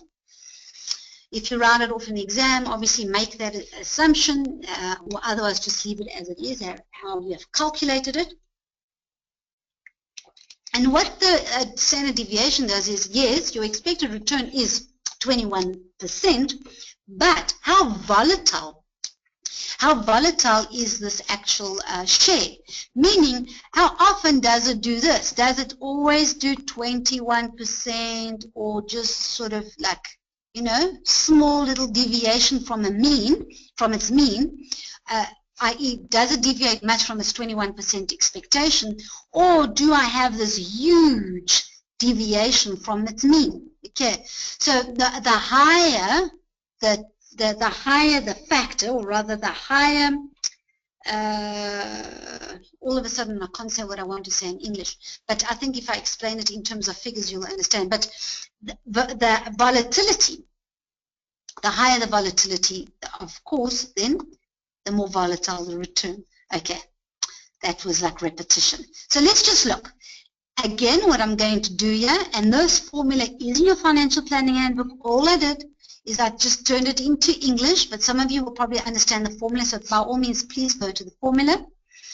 So I've taken again for every boom, every recession, or rather for every state of the economy, okay? And I've deducted that in terms of expectation of return. And this calculation in total to the power of 2 is a given, times it by my probability of return. And I do that for every state of the economy. I've added those factors up. Then I take the result, square root of the result, and it gives me that particular percentage. What I've done is I have again rounded off to 15%. So my deviation is, it can go as high as 36, as low as 6. So if I look at this little graph, back to that graph, if this is more or less, if that is my 21%, it can go anything to 36% and drop to 6%. So there's my high volatility. Okay, quite high volatility. Now I can use my standard deviation for comparing apples to apples. So if I'm comparing my first two set of shares, which are in the financial sector, which is equities, then I can use standard deviation. However, if I now want to compare this standard deviation to my peers, which is my next company, which is property, you got to ask yourself, can I use standard deviation to do that?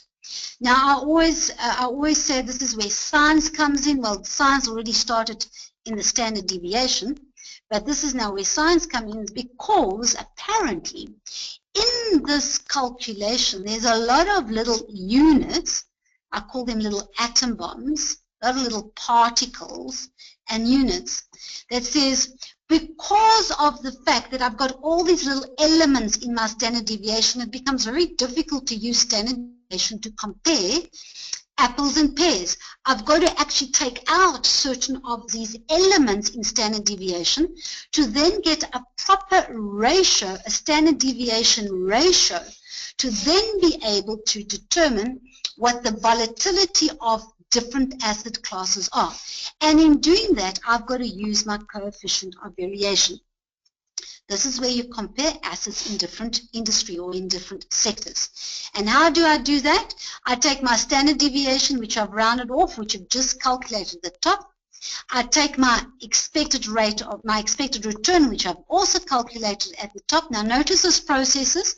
I might not have expected rate of return, so you may have to calculate expected rate of return, which then gives you the next set to do standard deviation, which then gives you the next set to go into coefficient of variation. But they may give you everything. They may give you the coefficient of variation. They may give you expected return, etc. Read the detail. Don't go into the whole calculation and waste your time and waste valuable marks on the other questions because you didn't see that they'd actually given you those figures. Okay, that's important. And now we've got 0.71, which is below 1. We use 1 as a measure. Below 1 tells me it is low risk, and above 1 tells me it is high risk. So I do this for every single share that my client is interested in, and I then at the end make a recommendation in terms of my client's requirements. Okay, so please don't just look at this and go, I believe that shares with the real estate is actually the ideal to go, because if it does not meet your client's objective, your client's requirement and needs, perfect, you've worked out some formulas, but you are going to lose out some marks because you have not tied it back. You have not tied it back to your client. Okay. Perfect. So that is, we've touched on that liquidation. Okay, I think there is one thing, and I'm going to try and do it with you when I send you these solutions. And there's one thing I must admit that I've not been able to establish, because that could be quite important in comparing different asset classes, is the present value of a company. Now, I know how to calculate the present value of a company, but not using their shares. And I think because we're looking at shares, I think that might be quite an important aspect to look at. But I haven't been able to find that formula. Then I've also been away on a small break. But a student that attended the Friday workshop has sent me an email saying, perhaps this is what we're after. And I will just share that with you. It's a link that you can go into and find a little bit more detail. So I do think do a little bit of research from that perspective. And as I mentioned earlier, I'm not going to, at this moment or in this session, be talking about asset classes and investment instruments. If you have any queries, by all means, you can email me and I will send through those answers. Okay. So we're going to go into our case study 2. I'm just quickly looking to see that in terms of case study 1, we've addressed everything that we need to address. And I think we've addressed just a little bit more than we could in terms of case study 1. So maybe case study 2, we'll be able to flow a little easier. So let's go into case study 2. Here we have John and Miriam in community of property for the last 10 years. Now, I've spoken to you about the potential risks of married in community of property, and not only risks, but things that you should always have in your mind as and when you are doing certain calculations. So if you do income tax calculations, for instance, you must understand that passive income has to be split. So things like interest has to be split. Dividends have to be split. Rental income has to be split unless rental income is from trade. If we had Jane, for instance, in the first example, that she was receiving 10,000 Rand a month from a trust income, that depending on obviously the trust deed, the wording of the trust deed, that would be split amongst them. So the only thing that is not split basically from an income tax point of view is income from trade. So if you're receiving a salary, that is not split. If I am in a sole trading business selling candles, for instance, income from that business is not split. If I am a member of a pension provident RA preservation fund, and then I retire and I do my 1/3, 2/3 split, and I start receiving an annuity, that annuity was as a result of trade, so that is not split. So get an idea of trade is not split, passive income, not trade is split, your passive income. But that doesn't mean that your exemptions, etc., are split. So each will still get their 23,800 interest exemption. Okay, so those exemptions still stay as a whole. So will your rebates, etc. But your medical rebate, let's go a little bit into tax. Your medical rebates will obviously only apply to the person who is paying those contributions. So if John has got the medical aid and he is paying the contributions, he gets the medical rebate. If John is the owner of the medical aid but Mary is paying the contributions to the medical aid, Mary gets the medical credits for contributions. If you have John, who is the owner and the payer of the medical aid, he gets the medical credits.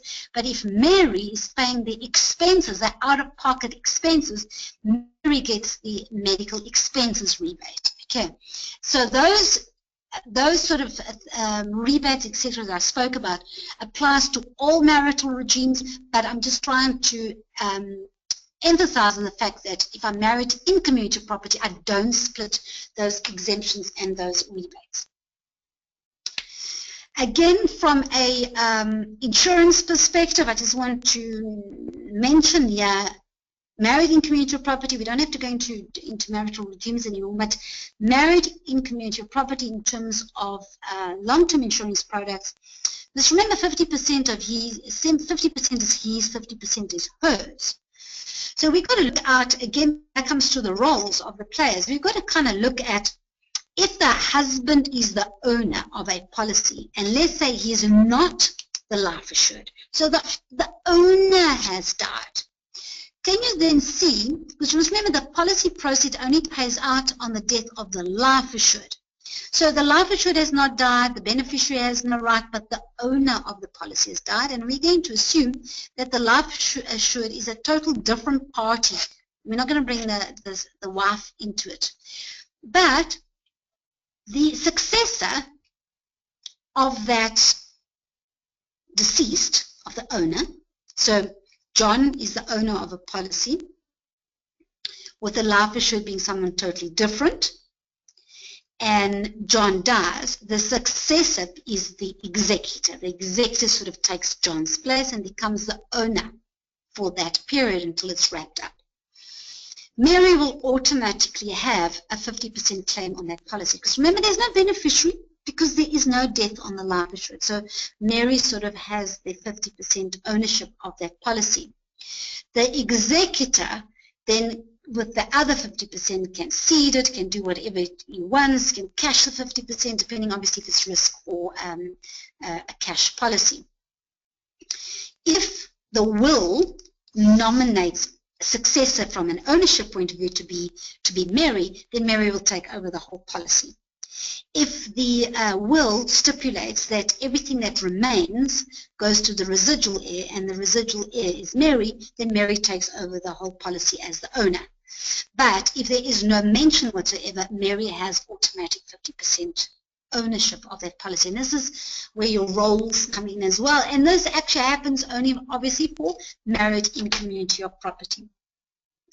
Okay, so they have one child, Peter, is 15 years old. There's your minor, which we've touched on in terms of pension fund. John has been married before but divorced 12 years ago. He has a child from his previous marriage, who's Jane. There's the settlement agreement obligated John to pay Jane, who is this minor child, or I don't actually know if she's a minor child, to the value of 10,000 a month until the age of 25. She's 20 at the moment and studying. So we're going to stop here and we're going to go, Now let's look at back to the pension fund. Okay. And I'm going to mention it here anyway, because the pension fund does this. Granted, you have now died, you've got to be a member of the fund, and on death, the trustees have got to look at 37C in terms of distribution, and obviously to assist them, there's a definition of dependence in Section 1 of the Act. But now they've identified all these lovely people. Okay, Mary's going to get some money, Peter's going to get some money, and Jane's going to get some money.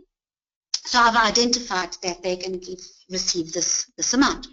But the thing, though, is Section 37D comes into play. And Section 37D says, well, if you've got 10 million to distribute, okay, it doesn't allow me to do that, so I'm going to go, if I've got 10 million to distribute, do I just take this 10 million and distribute it to my beneficiaries that I've identified, or dependents that I've identified, or does something else have to be deducted before I can actually distribute it? And this is where you go to Section 37D. And 37D nearly goes through a little process that goes, the first deduction that I've got to take out of this amount is tax. Okay, so tax comes out of this amount first. After my tax, so tax comes first. After my tax, then what comes in is what we call Section 19 of the Act. Okay, because Section 19 of the Act and Section 37A of the Act, it sort of reads in conjunction with one another and talks about if the fund has stood as a guarantor for a housing loan, or if the fund itself has provided a housing loan, then those amounts have to come off after tax. So tax first, housing loan under Section 19 of the Section 19 of the Pension Fund Act, which ties in with Section 37A of the Pension Fund Act. I'll also double check with 37A there. Those are the tax first, and then those guarantees, all those sureties. Okay. Once I've done that, then what? Then I've got to look at, do I have any medical funding in this scheme? Now, medical funding, there's very few of those that are left, but medical funding goes where the scheme says, if you die, I will provide your dependents with a medical aid for the next 5, 10, 6 years, or yeah, we're looking at 37D, so let's stick to death, which means that clearly the funding comes out of your 10 million. It doesn't come out of anyone else's pocket. It comes out of your 10 million. We're going to capitalize all those contributions towards that medical aid, and then we're going to deduct the capital amount from your 10 million. Once I've deducted that, I'm going to look at, is there any employer deduction? Now, when would there be an employer deduction? So remember, your employer cannot touch that money whatsoever. But Section 37D goes on to say, however, if your employee has defrauded you, where he has admitted in writing that he has defrauded you in any way from dishonesty, theft, misconduct, etc., and he admits liability to the employer in writing, then the employer can deduct.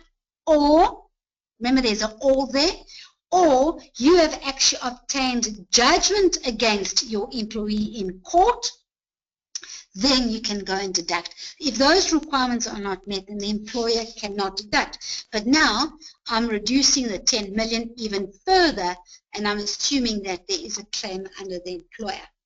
Once I've deducted those, then I'm going to say, well, is there any maintenance that has to be paid? And there's two sets of maintenance or claims against the fund, and that is, of course, a divorce point of view.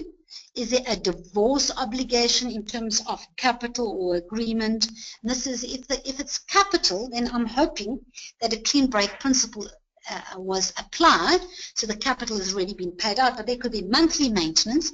And there are, what happens first is I'm going to first take a look at the child maintenance that has to be paid, then I'm going to look at spousal maintenance that has to be paid.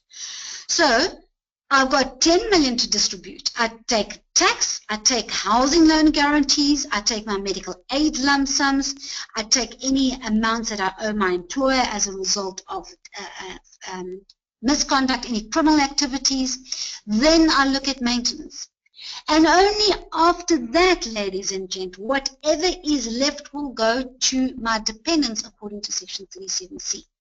If I have nothing left, then clearly there's nothing left to give to my independence, or rather to my dependents. Okay, so there's your Section 37 that we, A to D, that we've just spoken about.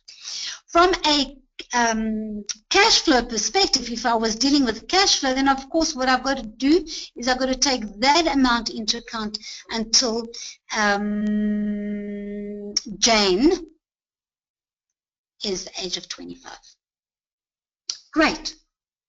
So let's now look at the assets. They are married in community property, so you'd understand clearly that I would be dividing assets and liabilities in two. And we're going to lead this into a estate duty calculation. However, when you go and look a little closer, you'll notice that she's inherited jewelry from her mom. She's inherited a holiday home from her mom. Okay, so what does this say? This says the following. Remember, I married in community of property, so automatically inheritance that have been specifically excluded. So it has to be, the fact that she's just inherited it from her mom doesn't mean much, okay? The mom or the dad would have to specifically have excluded these assets in their will. And not only the assets, but also income that could be derived from those assets. So clearly jewelry, I would not be deriving any income unless I rent out my jewelry. But the holiday home could derive some form of income because perhaps I am renting out my holiday home. So the will has to specifically state, this is important from an income tax perspective for married in community property. Because remember, when she rents out a holiday house, at the holiday home, that holiday home income that comes in will be split amongst John and Mary. But if the dad has in his will said, I specifically exclude from the joint community of any future marriage the holiday home as well as any income derived from the holiday home, then from an income tax perspective, that income is only Mary's and not split between the two. But of course, if I meet that particular requirement where I've specifically excluded those two assets, then from an estate duty calculation, I'm going to have to keep that outside of joint, that is not joint assets. My liabilities are joint liabilities, even though this tax belongs to Mary. Mary has been assessed, but she's still not paid that tax. So in terms of a divorce or in terms of a death, that is a joint liability. Let's go take a look at life insurance that they have.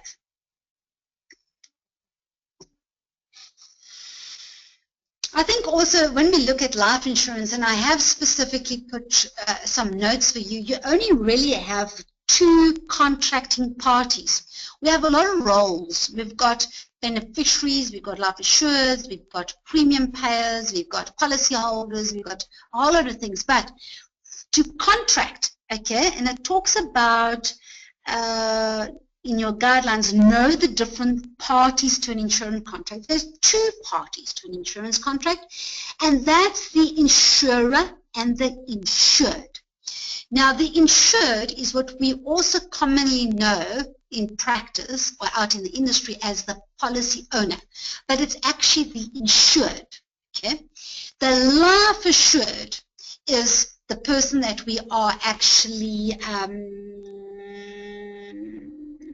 covering, insuring their lives. But the insured is the party, the owner is the party of the contract. For those of you who are not financial planners and perhaps not in the insurance industry, you might be focusing on investments and employee benefits, etc. It is only the policy owner who has a say on that policy. No one else. The life assured cannot come and tell you what to do and when to do it. He cannot change beneficiaries. He can't increase and decrease the policy. He can do nothing. Only the policy owner, only the insured. The premium payer only has a say in terms of authorizing the premium to be debited in his account. But now hold out here. Okay, this is the important bit here. Or the risk part here, is if you have, let's look at this situation. Policy 3, let's look at that. You have John as the owner, is also the life assured. The brother is the beneficiary, which is fine, okay, but the brother also pays the premiums. Let's just say, for instance, there's a fallout between John and his brother, and John no longer wants to pay, John's brother no longer wants to pay the premiums on this policy. Can John phone the life insurance company and say, please delete the debit order details, or please stop debiting my account? He cannot. He cannot do that. Why? Because he is not he's not a party to the contract. Only John can say, let's change debit order details. The only way John's brother can have a say or stop those premiums is if John goes to the bank, because he is the bank account holder, so the bank will clearly listen to him and either stop the premiums, return the premiums, etc. But John's brother has no right with the insurer to tell the insurer what to do. So I hope you've understood that only the insured or the owner of the policy, they're one and the same. I'm just changing terminology here. Only that person can have a say on the policy. What is the intention of the policy? Well, clearly the policy is intended for a beneficiary, for someone to receive those proceeds. And that's why we generally say that an insurance policy, a contract to an insurance policy, is a third-party contract, because we are entering into an agreement with the insurer so that when someone specifically dies, it pays out a beneficiary. The beneficiary, we're hoping that the beneficiary often does not know he is a beneficiary. Others, we could be looking at a couple of murders over here. But the beneficiary actually has no right at all to that policy while the life assured is alive. The beneficiary only steps in, i.e. the insurer goes into a third-party contract with the beneficiary when the life insured dies, and the beneficiary after death accepts those proceeds. We never see that actual exception because I think everybody just says yes to it, but from a legislation point of view, the beneficiary actually accepts the fact that they're going into a contract now with the insurer so the insurer can pay out those proceeds. Okay, so now I've given you that example in terms of the roles in that particular case. So let's look at from an estate duty point of view as well. Let's look at this. Has got John as the owner, John as the life assured. We've got Mary as the beneficiary. So when John dies, because remember, estate duty works on a domestic policy on the life of the deceased, due and payable. So years on the life of deceased. So only when these people die that it becomes potentially estate dutiable. Please leave out policy 6 and 7 because that's retirement annuity, and we'll talk about that when we go there. Okay, so the fact that John dies, he's a life assured, will be estate dutiable. The policy pays out to Mary totally, so there will definitely be a section 4Q deduction here. But remember then, policy 1 is not a joint deemed policy because it pays out to Mary. She's not only a 50% holder of that, she's going to take 100% of that. Insurer is obligated to pay Mary. Owner policy 2 Yeah, we've got John as the life assured again, so it's due and payable. It becomes estate dutable. It's paid to the estate, which means that this now becomes joint property, joint deemed property, because it pays into the estate. Half of it will be claimed by Mary as part of her marital right. I've got your death value and as well as a cash value. This is more for those who are not particularly in the industry. The general rule, I know there are insurance companies who have different products now, but the general rule is on a risk policy, the old conventional policies, you pay a premium for a particular life cover, which is your death value of 1.4 in this case, but on the side it builds up a bit of cash value.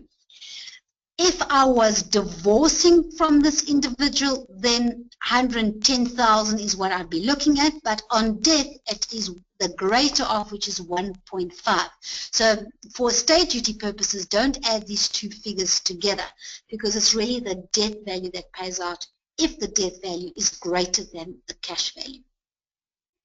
3, John is the life assured, so again, estate dutable, but it pays John's brother, so it's not part of the joint assets. It's not joint deemed property. It's outside of joint. The value is 750, but remember, premium is paid by John's brother, which means that John's brother, from an estate duty point of view, the value that goes into John's estate is the death value less premiums paid plus 6%. This is a reduction of the value that goes in for estate duty purposes. This is not a deduction. So you don't put in 750 and then under your section 4s deduct the premium plus 6%. You take 750, deduct premiums plus 6%. The net value is then the value that you use for estate duty purposes. Policy 4, you've got John as the life assured, Mary is the beneficiary. So now this policy is estate dutable because it's John's life that is assured. Mary is the beneficiary, which means that that will be a section 4Q deduction as well. But because Mary gets the proceeds, that policy is not joint deemed property. You have this, you've got John is the owner of the policy, John's brother is the life assured, John gets the beneficiary, gets the proceeds. Important here, however, is John's brother is not the deceased. John is the deceased, which means that John as the owner has died and the executor now takes over ownership of that policy. And remember I said to you earlier on, Jane has automatic 50% claim because the life assured has not died. John has no, the life assured has not died, so John obviously as a beneficiary doesn't matter. And because the life assured has not died, now it is not the death value that goes in, it is the cash value that goes in. And as an owner, that is an asset joint property. And there's your 50-50 splits.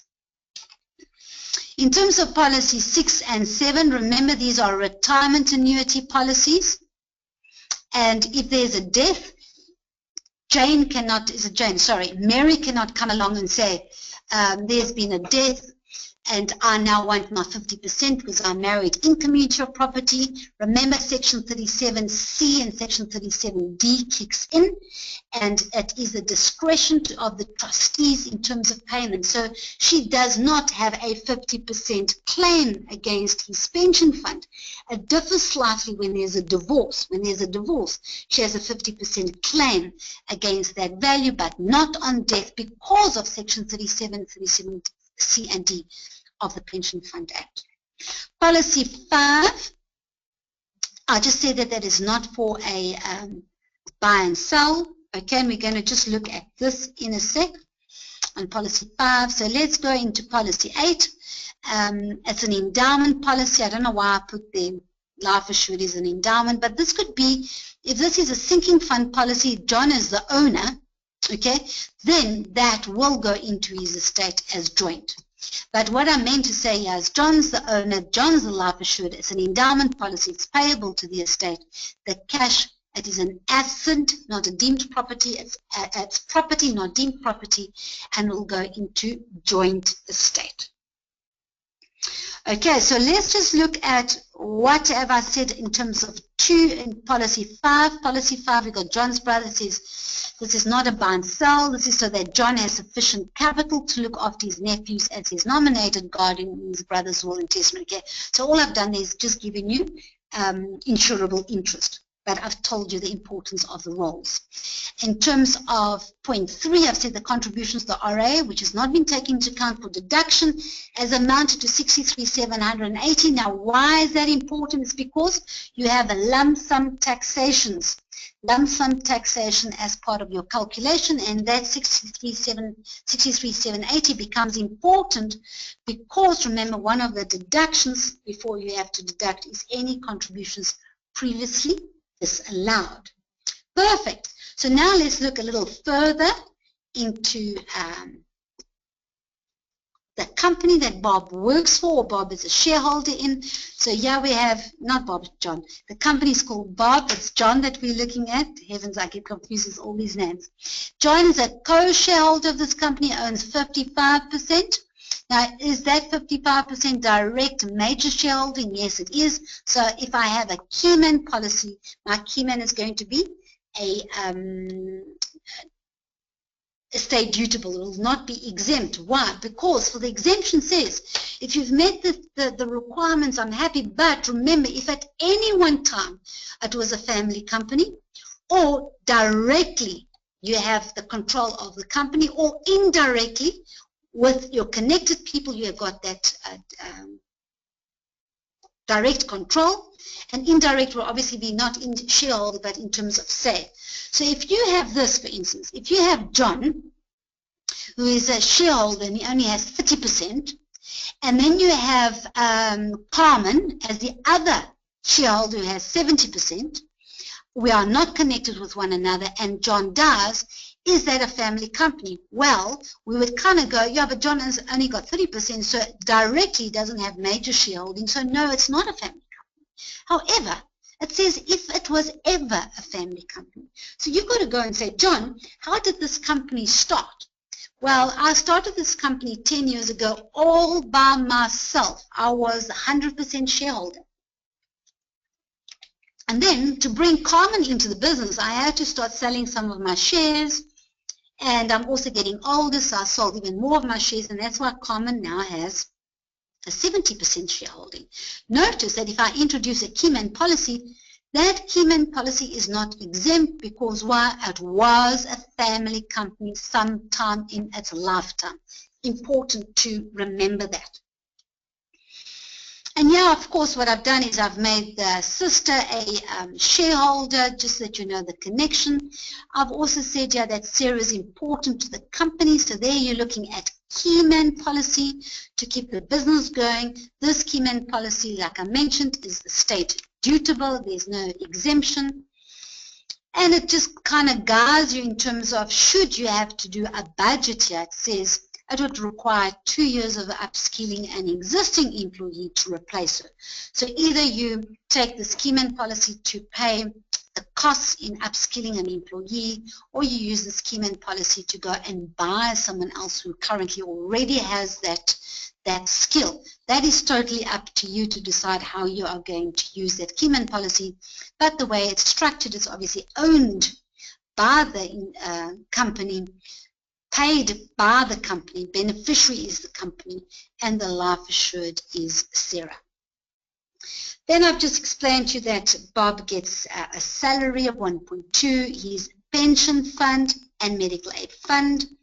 I talk about company contributes 60,000, so yeah, you must know immediately, is this a fringe benefit or not? Now, remember, the fringe benefit components are only going to come in on the 1st of March, okay? So I'm still writing the exam in the 2015-2016 tax year, so this is not a fringe benefit. The company contribution is not a fringe benefit for John. But it's important to understand those contributions when I'm talking retirement planning. If I look at medical aid, I'm telling you it's medical aid for 3, although if you look up at the top, I'm giving you more than 3 people, but this is only for 3 people. The company contributes, John contributes, but now from an income tax perspective, you must understand that company contribution is a fringe benefit for tax purposes. Important. Important. Okay. So let's go further. My pausing is just to make sure I've told you everything, so bear with me. The pension fund retirement age is 55, so let's just stop there for a second. You need to understand the products, long-term and short-term products. There's always been a problem in terms of this whole retirement thing, and that's why I need to focus on this. So let's just go like this. If your client is 40 years old and he's got a shortfall for retirement, would you agree that the vehicles you would be looking at for retirement, so you are making up a capital shortfall so that when he retires there's sufficient income, would you agree that you would be recommending things like retirement annuities? And of course you can go into interest-free savings account, you can do all those things, but from a long-term insurance view, you're going to be doing retirement annuity. You will not make up a shortfall by putting contributions into a living annuity. A living annuity is a post-retirement product. When I retire from my pension fund, my provident fund, my RAs, my preservation funds, then I have this opportunity of taking 1/3, 2/3, etc. You know those rules, and I am obligated by legislation to take at least 2/3 and put it into a annuity and a compulsory annuity. So compulsory annuities, living annuities, linked annuities, conventional annuities, are not pre-retirement products. Okay, so a pre-retirement product is a retirement annuity, pension fund, provident fund, preservation, but clearly there are eligibility requirements for those funds, but so understand that. If I am 50 years old, or let's just say for instance, and we have this scenario, and I'm touching on his retirement over here, okay? And over here. If our client, John, is, let's say, 54 years old and 6 months, and he knows that it comes to the age of 55, that is the fund age, and he needs to retire from the fund. He can keep the money there for longer, but it doesn't mean that he can stay there for longer. Okay, I need to make this is important, because remember the Income Tax Act has changed to say that at the age of 55 you retire, etc. You don't necessarily have to draw your money. It can stay there for until you need it. So it gives you that indication that, well, then in that case I don't actually have to retire from that fund. Remember, fund rules override that. So if the fund rule says at the age of 55 thou shalt retire, then you are going to retire from that fund. And if you retire from the fund, you also retire from your employment. The fact that the Income Tax Act allows you to stay there longer doesn't mean that the Income Tax Act supersedes the pension fund rules. Okay, that's important. So let's just say, yeah, for me to explain the scenario, that the rules of the pension fund says at the age of 55 thou shalt retire and thou shalt leave the employment of this company. The fact that he's a shareholder doesn't mean that he's got to sell his shares, guys. He can remain a shareholder, but he's a shareholder as well as an employee of this company. So I'm looking at his role as an employee. So John does not want to retire at the age of 55. He feels he's still very active, etc. And he'd like, please, will you, at the age of 55, when he retires, will you please put the money into a pension preservation fund? Now you've got to go, well, at 55, I've reached retirement age of 55. What does my preservation fund rules say? And your preservation fund rules sit in your Income Tax Act, your definition of what a preservation fund is, as well as what monies a preservation fund is allowed to accept. And one thing it will not accept is retirement money. Retirement money cannot go into preservation fund.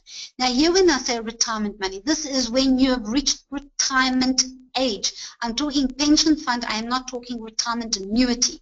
Retirement annuity, if you reach the retirement age, we now allow you to stay in a retirement annuity forever.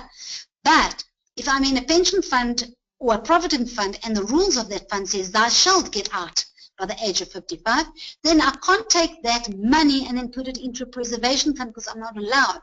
The only way I'm going to get into a preservation fund is if he resigns before the age of 55, and then he can put it into a preservation fund. Okay, but I'm not recommending that that's what you've got to do. I don't always think resigning before you retire is the ideal thing to do, but each client to their own. I just wanted to emphasize the different products then and whether I can actually do that or not. And then it gives you the pension fund value of 2.4, and then just to make things exciting, I've said to you that the pension fund stands as guarantor of a housing loan, and this is where your section 19 and 37A kicks in, which we've already chatted about.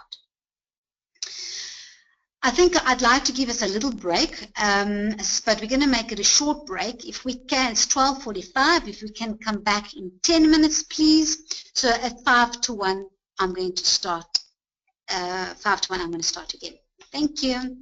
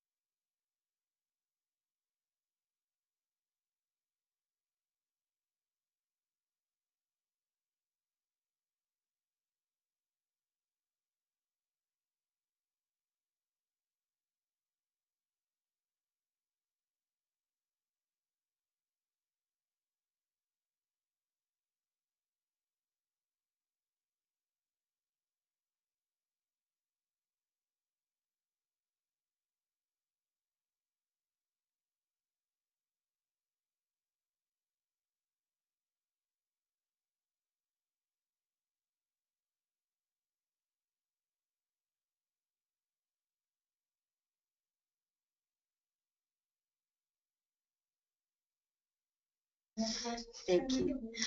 Okay, I'm getting some tea. Thank you. All right. I did say 55. It's now 12:58, but I just wanted to double check on something because I need clearly what you're going to be doing is what I say here is what you are going to potentially answer in the exam, because that's obviously what Carmen kind of said here. But I also have to be a little careful in some of the things I say here because of the following reasons. Now, hear me in terms of your contract roles. Okay, I'm going back just a little bit in terms of the roles that certain people play in terms of your contracts. Now, I spoke about earlier on that if I have ownership of a policy and I'm married in community or property, and the owner dies and the owner is not life assured, then what happens is the spouse has automatic 50% claim on that policy, which is true. There's nothing wrong with what I said, but I'm also aware that not all insurers work the same way. I don't actually understand because I always thought interpretation should be interpretation and all insurers should think the same way, but it's not always the case. So if you, in this exam, write what you know, because this is what your legal team has done, that will be taken into account. The examiners do know that every insurer has slightly different interpretations or that they work slightly differently. So now that leaves me with an important aspect that I did touch on in the face-to-face workshop, and I noticed that I didn't particularly touch on it here because it was just raised as a question at the time, and this is the question of a minor beneficiary. So if you have the scenario of Mary and John took out life insurance, doesn't matter who the life assured is, and they've nominated their minor children as the beneficiary, and there's a death and there's proceeds to be paid, there's this whole question of who do we pay, because this is actually a minor. So I'm going to tell you how I interpret and how many insurance companies actually deal with the situation, but I do know that there are some companies out there that do not follow this particular process, and you're going to have to obviously decide which way you're going to go, and obviously you're going to make all the interpretations that you want to make. But this is, the insurer goes into a third-party contract. So he goes into a contract with the insured for the benefit of the third party who is the beneficiary. When the life assured dies, the insurer is obligated to carry out its duty for the benefit of the third party. This is the beneficiary. So the insurer will pay the beneficiary. Oh, but the beneficiary is a minor. Does not matter. If that minor has a bank account open, and if it doesn't, you go open a bank account. So the guardian does all this for the minor, because the minor clearly cannot contract under law. So the minor will provide the death certificate, the birth certificate, the authority needed, and the bank account, and the insurer will pay the bank account. It does not automatically go to the guardian fund. It goes into the guardian fund if the policy has got a state. The estate goes in those proceeds go into the estate, and once that cash is in the estate, then the Administration of Deceased Act comes into play. And what does that act say? That act says if there's any cash for a minor, it will go into the guardian fund. The Deceased of Administration Act does not govern the Long-Term Insurance Act. Okay, so one doesn't say the other one's got to take place. So if I nominate a minor beneficiary, long-term insurer pays the minor beneficiary, obviously with the guardian getting involved. Money goes into a estate. Estate is governed by the Administration of Deceased Estate Act, which says when there is cash, and it also deals with fixed property, by the way, when there is cash, that will go into the guardian fund if it's a minor. But I know insurers work differently. Okay, so I needed to say that. Then I got a question. Maurice asked a question, and Maurice's question is, which rules must we follow for withdrawals from Provident Fund and contributions to all retirements for this exam. So let's just go like this. We are dealing with the 2015 and 2016 tax year. So these new retirement reform rules, the income tax rules for Provident Funds, only kicks in the 1st of March 2016, which means it falls into the 2016-2017 tax year. So we are doing 2015 and 2016, which means that obviously that will not take place, but it doesn't mean that you cannot know about it, because remember, that is going to come in. So if there's a question that talks about the future changes, etc., then you must know what the future changes are. But if it talks about income tax calculation now, your annuity obligation, etc., then no, because that only comes in future. But I want to clarify something here. Marie not specifically, one of the words she used was withdrawals from a Provident Fund. Please know that withdrawals from a Provident Fund are not affected. If a withdrawal is a resignation, a withdrawal is not a retirement, okay? So if I'm talking about withdrawals, I've resigned. When I resign from a Provident Fund, you take 100% cash. The annuitization comes in retirement and death, okay, not withdrawal. So please know there's a bit of a difference there. Then Amanda, you have asked something, and I'm going to answer your question a little later because it goes back to our investment paper, and which I will look at in a sec. Okay, so Amanda, I have not ignored you. So let's go back to our case study here, and we've spoken about in terms of products that we're going to look at if I want to retire. And then he goes further and he tells you that he did not want to retire, which is fine. He's considering working until 65, but we've spoken about the implications of that there. So he has another 10 years to go. He has calculated, now this is important. Look what I'm doing. I'm saying he has calculated that he needs 12,500 at 65. So he's already done a future value for you. He says at 65, that is what I need to fund income over a period of 15 years. Okay, so you don't have to work out what your future value is. Then he says he only wants his pension fund and retirement annuity, so don't go and take a look at his shares in the company and all the other information. He only wants his pension and retirement annuities to be utilized for this shortfall. He has worked out there's a shortfall of 7.6 at the age of 65. So notice, he's already worked it out, meaning that we don't have to go and calculate future value at 65. We do not have to calculate using the resultant rate all the payments he needs for 15 years. And we don't have to calculate the shortfall. So he's done that for us. He's saying, I have a shortfall of 7.6 at the age of 65.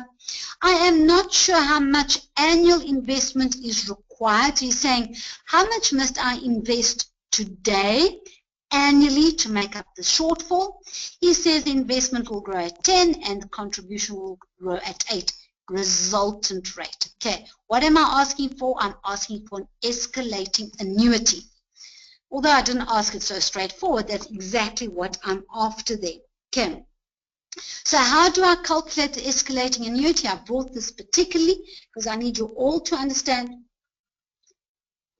For the calculation of an escalating annuity, I cannot work on this future value, the shortfall. I cannot work on that shortfall. I've got to take that as a future value, and I've got to discount it to a present value over the term of saving prior to retirement using my growth rate of my investment. Only once I've got that present value, then I say, well, what is my payment that I have to make over a 10-year period, taking into account that my investment will be growing at 10% a year. That's what it will be attracting, and my contribution is increasing by 8%. Two escalating factors, and that's why I've got to use a resultant rate. Then I ask for a present value, and it's saying to me I've got to invest 316,000 Rand per annum. Now, I'm just using annual here because I'm pretty lazy. But remember, they can ask for monthly. What is my monthly contribution? Now, for a monthly contribution, there's actually one more step. You can't really just take the 316,000 and divide that by 12, okay? There's an extra step. But to save time, what I've said here, and those of you who are at my webinar today and were also at my workshop, I did say please go to my website, www.futurefinance.co.za, look for the page that says CFP Material 2016, and that I would be loading and make available to you quite a few documents, including TVMs. And some of you have sent me emails saying you still haven't done it. I'm going to apologize because I've been away, sitting in the sun, drinking martinis for the last week. So clearly I was at times too lazy to go onto my website and load documents. It will be loaded within the next day or two. So please go back and take a look at those documents. And your TVMs will be there so you can take a look at what the steps are in terms of escalating annuities on a monthly basis. Then, of course, the fact that, depending again on the question, the fact that I'm telling him he's got to put 316,000 away, the question could be, well, what products would we be recommending for this goal, for this saving? Again, don't forget, there's retirement annuities, there's tax-free savings accounts, there's unit trusts, there's investments, there's a bank account, there's shares, there's many investment vehicles. But again, you've got to bring it down to the product that you feel is going to benefit your client. So if your client does need a tax break because he's paying too much tax, then clearly retirement annuities might be the way to go. If he doesn't care about taxes, he's not paying much tax, etc., then maybe retirement, interest-free tax savings is the way to go. Okay, so again, tie those products that you know, the investment vehicles that you know, back to your client. Clearly, asset classes, you must understand that if I'm going to be recommending for retirement purposes and I'm going into retirement funds, then of course there's Reg 28 that I've got to abide by. Okay, so know all that knowledge that you have in those sexy brains of yours and apply it to the exam and to your client situation. All right, so now we go to lump sum taxations. Oopsie. I'm going to go to lump sum taxations because it says that you need to understand that. So let me just quickly jump to that portion. Okay, so I've made some assumptions here just so that you can we can do a calculation. Okay, but when I'm here, while I'm here, I think the important thing with lump sum taxation, guys, the important thing is please know which tables you have to use. Know whether you have to use the withdrawal tables. Know when you have to use the retirement tables, because there are times that you do the whole calculation so well and then you apply it to the wrong tax table. So that is important. Please, please, important. Okay. Questions have popped up. I'm going to look at it at a sec, so please bear with me. I might just address it towards the end. So let's look at this. What did my case study say? My case study says, make an assumption that should he draw his pension fund now, make an assumption that should he draw his pension fund now, that he would only draw the 1/3 cash. I'm just giving you information. He will only mature his RA when he turns 65. So I haven't touched the RA yet. The RA is still there. I'm only taking the 1/3 from his pension fund. He also tells you that in 2011 he drew. So now this is the important thing. Remember your timeline, those timelines that says, when did retirement tax tables come in? They came in 2007.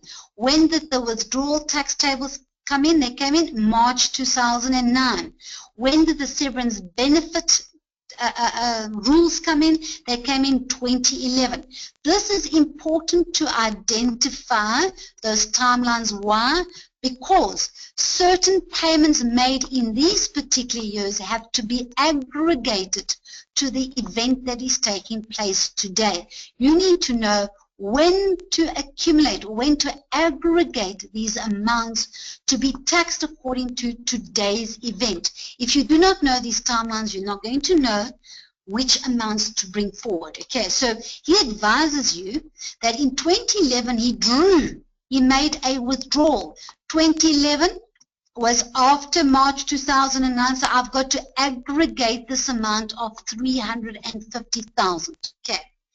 And I've disregarded the rest of the preservation fund just to make it easier. So we've got to start with what is today's event? What is happening today? Today he's saying he wants to retire, so clearly I'm going to be using my retirement tax tables. I'm not using my withdrawal because I'm retiring, so I use my retirement tax tables. Let's go tax him. My 1/3 pension is 800,000. Now, because this 350,000 sits in 2011, which is after 2009, I've got to aggregate that withdrawal amount. Remember, there are certain deductions that can take place. Those deductions would be contributions previously disallowed, previously tax divorce awards, tax-free portion of a government fund, and obviously transfers of funds that were previously taxed. You must please go and understand all those deductions. But do I have a deduction? Well, you can say to me, but Carmen, you mentioned in your case study that he's got 63,780 of deductions toward his RA that was not taken into account, but I'm not retiring from the RA at the moment. So I cannot utilize those contributions that were not allowed against the RA. I'm going to have to wait until I mature from my RA or retire from my RA or die, etc. Then clearly what I'm going to do is utilize those as a deduction. But at this stage I don't, so I've got to tax a full 1.1 million. What is the tax that is attracted on that amount in terms of my retirement tax tables? 166,500. Now, I do understand that in 2011, I would have paid tax on my 350,000 withdrawal. Okay, I do know that. But is that my credit? Is that what I'm going to give? No. I'm going to give what we call a hypothetical credit, and a credit that we have made up. How did we make up that credit? Well, we say the following. We say, these amounts that we are aggregating that we received prior to today's event, so all these amounts that I've received before today's event, how much tax would that have attracted in today's tax tables, today's event? So can you see that although this 350 was a withdrawal, I'm now in a retirement event, so I say, how much tax would 350,000 attract in the retirement tax tables today? Well, today I've got about 500,000, am I right? 500 and 550. I don't have my tax tables with me immediately, but I got my 500,000 tax-free amount. Does the 350 fall in that 500,000? Yes. So does it attract any tax? No, it does not attract any tax. Therefore, I have no hypothetical credits, and I have to pay that full tax. But if I have to say to you that that amount is, let's say, 600,000, okay, 600,000. Now we can go, that 600,000, how much tax would it attract in today's tax table from a retirement perspective? Well, I would now only attract 18% tax on 100,000, and that 18% on 100,000 would now become my hypothetical credit. Therefore, I would now pay tax a little less tax. So important from a lump sum taxation is understand what tax tables I'm using. Is it withdrawal? Is it retirement? To help you, you take a look at what is the event taking place today. So if I resign, it's a withdrawal tax tables. If I die, retirement tax tables. If I resign, retirement tax tables. If I'm taking out, if I'm withdrawing from a preservation fund, withdrawal tables. Please know your timeline for aggregation purposes. Understand how to calculate your hypothetical credit. And also, please don't forget, within your lump sum taxation is your severance benefit. Just a sec for me. Okay, so apologies for that. Aggregation, okay, so it's tax tables, it is aggregation, it is my hypothetical credit, yes. And please don't forget my severance benefit, when that came in terms of timeline, what my requirements are from a severance benefit, because severance benefit is also taxed according to the lump sum taxation. So let's quickly run through my requirements. It goes, if I am, it's a payment from an employer, it's not a payment from a fund, it's a payment from an employer. The employer has closed doors, the employer has done general retrenchment, I've reached the age of 55, or it is as a result of ill health. So if I've met one of those requirements and the employer gives me money, then that will be taxed according to the retirement tax tables. If I've not met that, and there's another requirement, I cannot have more than 5% shares in the company. If I have not met those requirements, then my employer amount that I get given is not taxed according to the retirement tax tables. It is taxed according to gross income. So that's important, because if we talk about lump sum taxations, we're not just talking about money from funds. We are talking about every single bit of income that you receive that is taxed on the withdrawal tax tables or retirement tax tables. So that's important for you to understand when you are going to be getting that. Okay. It also talks about what constitutes a valid will. So clearly I've given you a little example here, and I've said Mary has had a will drafted but has yet to sign and get witness to sign. So she has drafted it, but she hasn't completed the full compliance in terms of the Wills Act, which says that you've got to have it signed and witnessed. Remember, the testator testatrix signs each page. The witnesses only have to sign at the back. But yeah, she is drafted but not signed.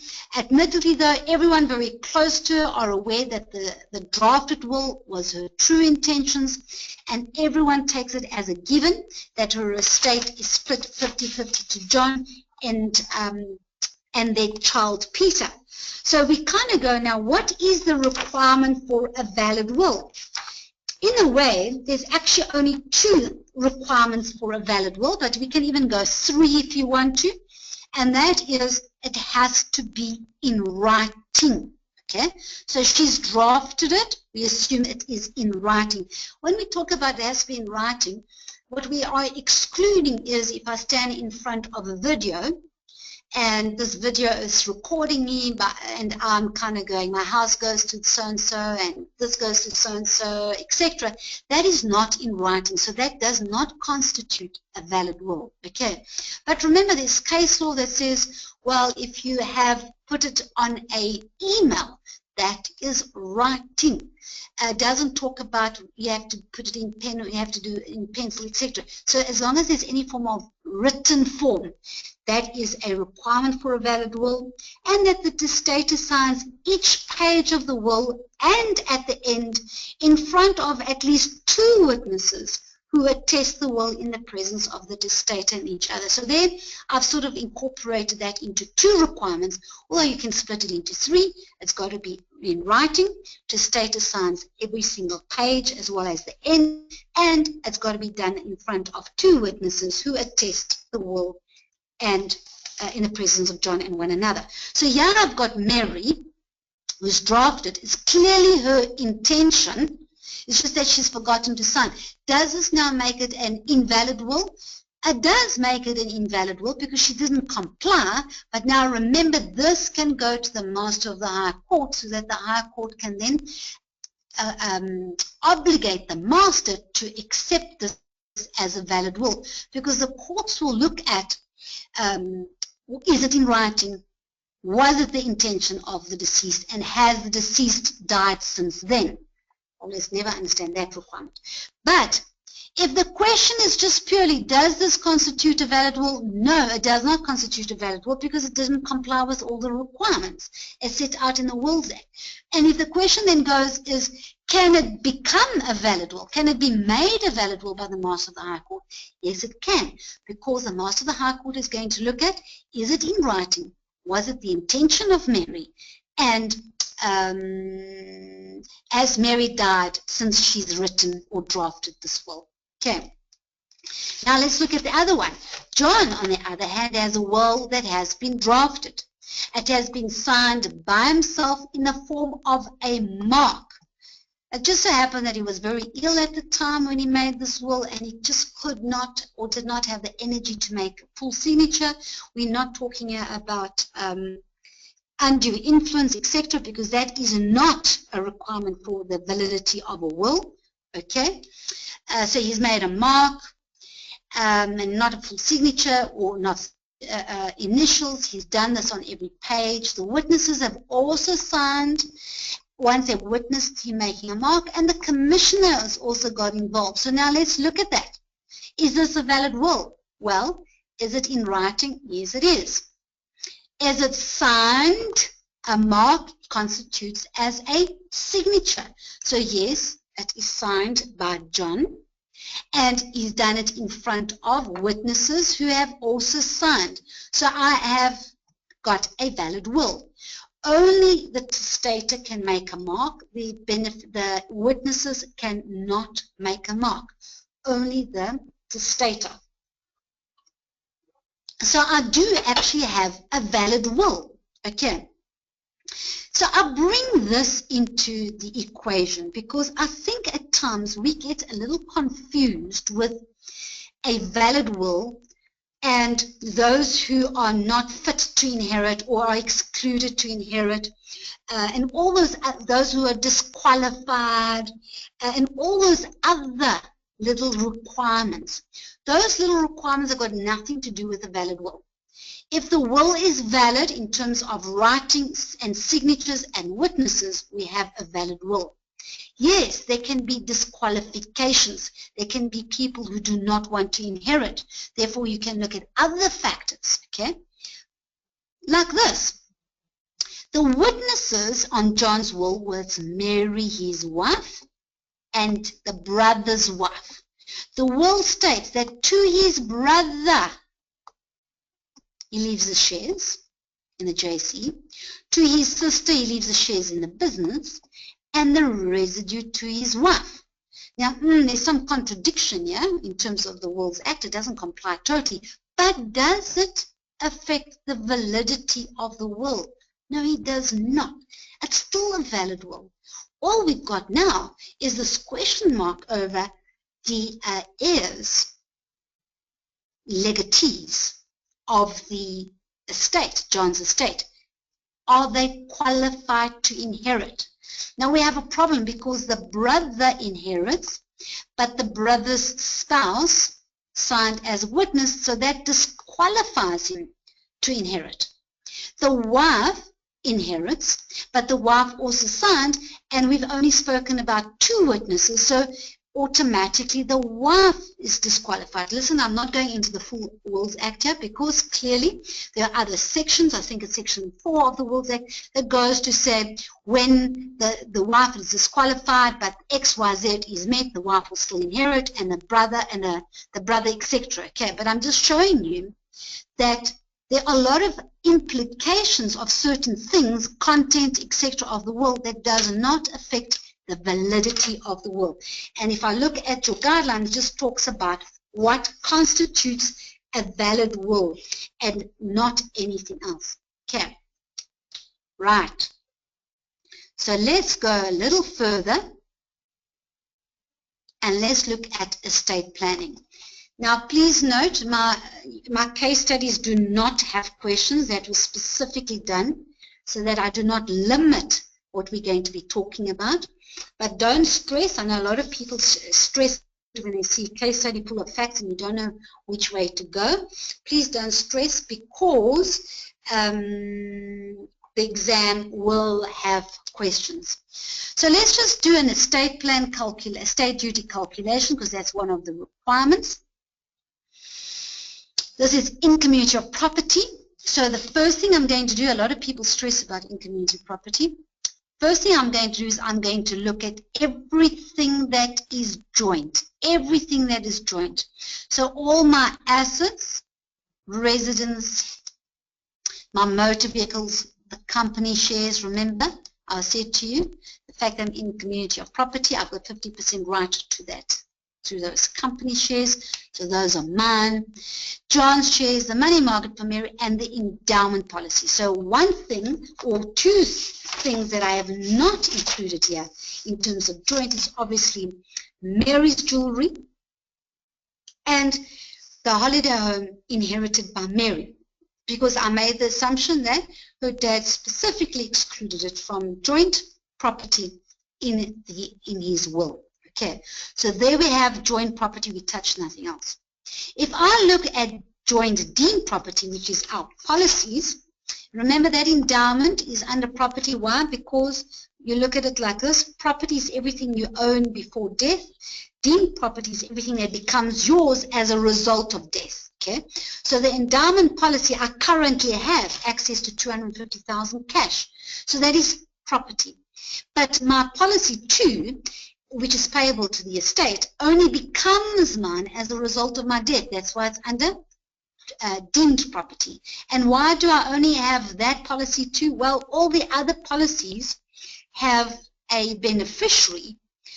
That means that that beneficiary is going to get those proceeds directly. So it goes from insurer directly to the beneficiary. It does not come into the deceased estate at all. So it is not split 50-50 because it's not their marital right. Once I've worked out my gross joint, then I split it by 2 because I'm only going to attract estate duty on the person that has died and not on both people. Now look at my joint liabilities. Remember, I had my bond, the cars, the credit card, clothing accounts, that tax that was due by Mary. Now don't forget I have executive fees on the joint estate. Because why the joint estate? Because the executor is going to deal with the full property, doesn't only deal with half the house and half the shares, etc. It deals with the total. So the executor will take the fees on the gross joint, but then clearly once I've added the liabilities, again I divide it by 2 because I'm only dealing with the deceased. Of course, guys, when there's a death that takes place, there's also CGT that takes place. If it's in community of property, I've got CGT estate duty. If it's the married with the accrual, I've got CGT accrual calculation and estate duty. Okay? I'm just going to estate duty calculation because it talks about in your guidelines estate duty calculations. I don't see much about accrual calculations and I don't see much about capital gains tax. Doesn't mean they're not going to ask you that. Okay, so please know that does not mean they're going to ask you that. Because if you look at your guidelines, it talks about tax planning, estate planning. So they can incorporate the lot. But then I would have to spend like 3 days with you guys to make sure that we understand everything. So follow the process. I'm just going into the specific parts of your guidelines. Okay, now I've got gross, half of my joint liabilities, half of my joint assets, half of my joint liabilities. Now I can deal with, let me just go back a sec. Notice what I've done there. I've included master fees. Master fees are split. I didn't put in an amount here, but you can do 600, that's the given. Master fees are split liabilities, joint liabilities. Let's look at not joint liabilities. Now, remember, I don't have assets. I'm going straight into deemed because I don't have property. I've got deemed property because John did not have any assets that were excluded from the joint property. Remember, if Mary had to die, Mary would have what here? She would have jewelry and she would have that holiday home because that would not be property. Remember, if I have a property that's not joint, don't forget that will attract its own executive fees, which are not split in joint liabilities. Why? Because these would be assets that are not joint, therefore that executive fee would be on not joint assets. Please don't forget that. Okay. Then I've got deemed policies, and here I've got all those other policies that have beneficiaries that are estate dutable but are not split in terms of in-community of property. I don't include retirement annuities here, so I've obviously left out those policies. Don't forget the brother. If I gave you that the premiums plus 6% was 100,000, then the amount you would have here would be 650,000 because you're going to deduct those premiums plus 6% first. Now, if I add my joint assets less my joint liabilities, add that to my assets not joint, I get 2 million. Okay, 10 million.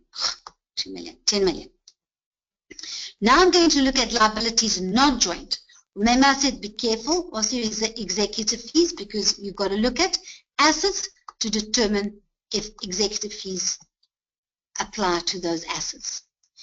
Funeral expenses is a deduction, but it's not a joint deduction. It comes in under not joint. It comes in outside of joint. Okay? Remember that because those are expenses incurred after death. How sweet of them to do that for us. Then, of course, I've got many other deductions, so you've got to go through your Section 4 deductions to make sure you understand all the other deductions that I'm allowed. And I clearly have Section 4Q deductions, which is my policy 1, which is paid to Mary, and my policy 4, which is paid to Mary, even though Mary owns that policy. So those are specific Section 4 deductions. What does my will say? My will says the residue goes to Mary. So how do I calculate a residue calculation?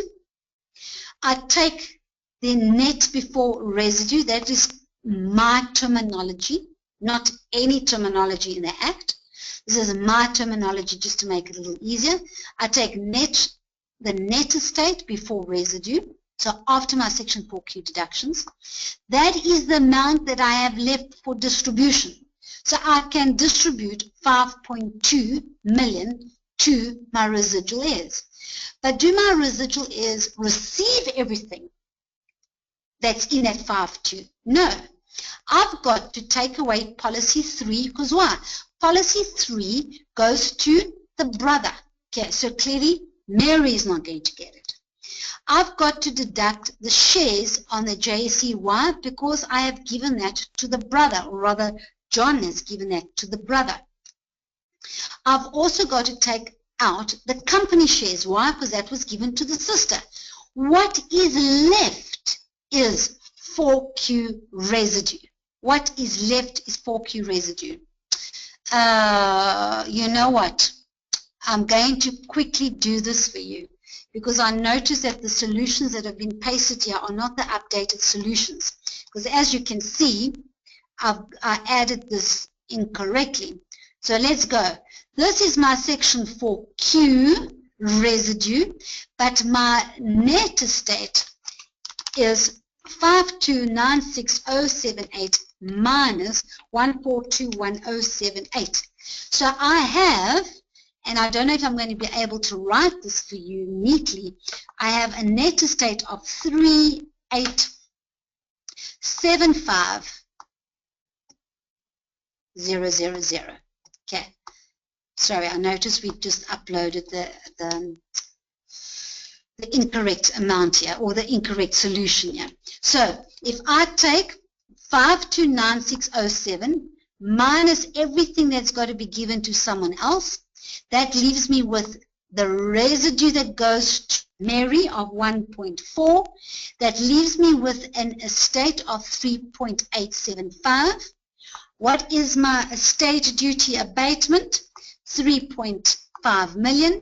That leaves me with minus 3.5, 1, 2, 3. That leaves me with 375,000. dutiable amount. I take 20% of that, and that will be my estate duty. Is this estate duty shared amongst people? Don't forget, I have a policy that is payable to the brother, so the brother will have to pay his portion of estate duty that his policy has attracted. Otherwise, from the example that we have here, everything else is paid by the estate.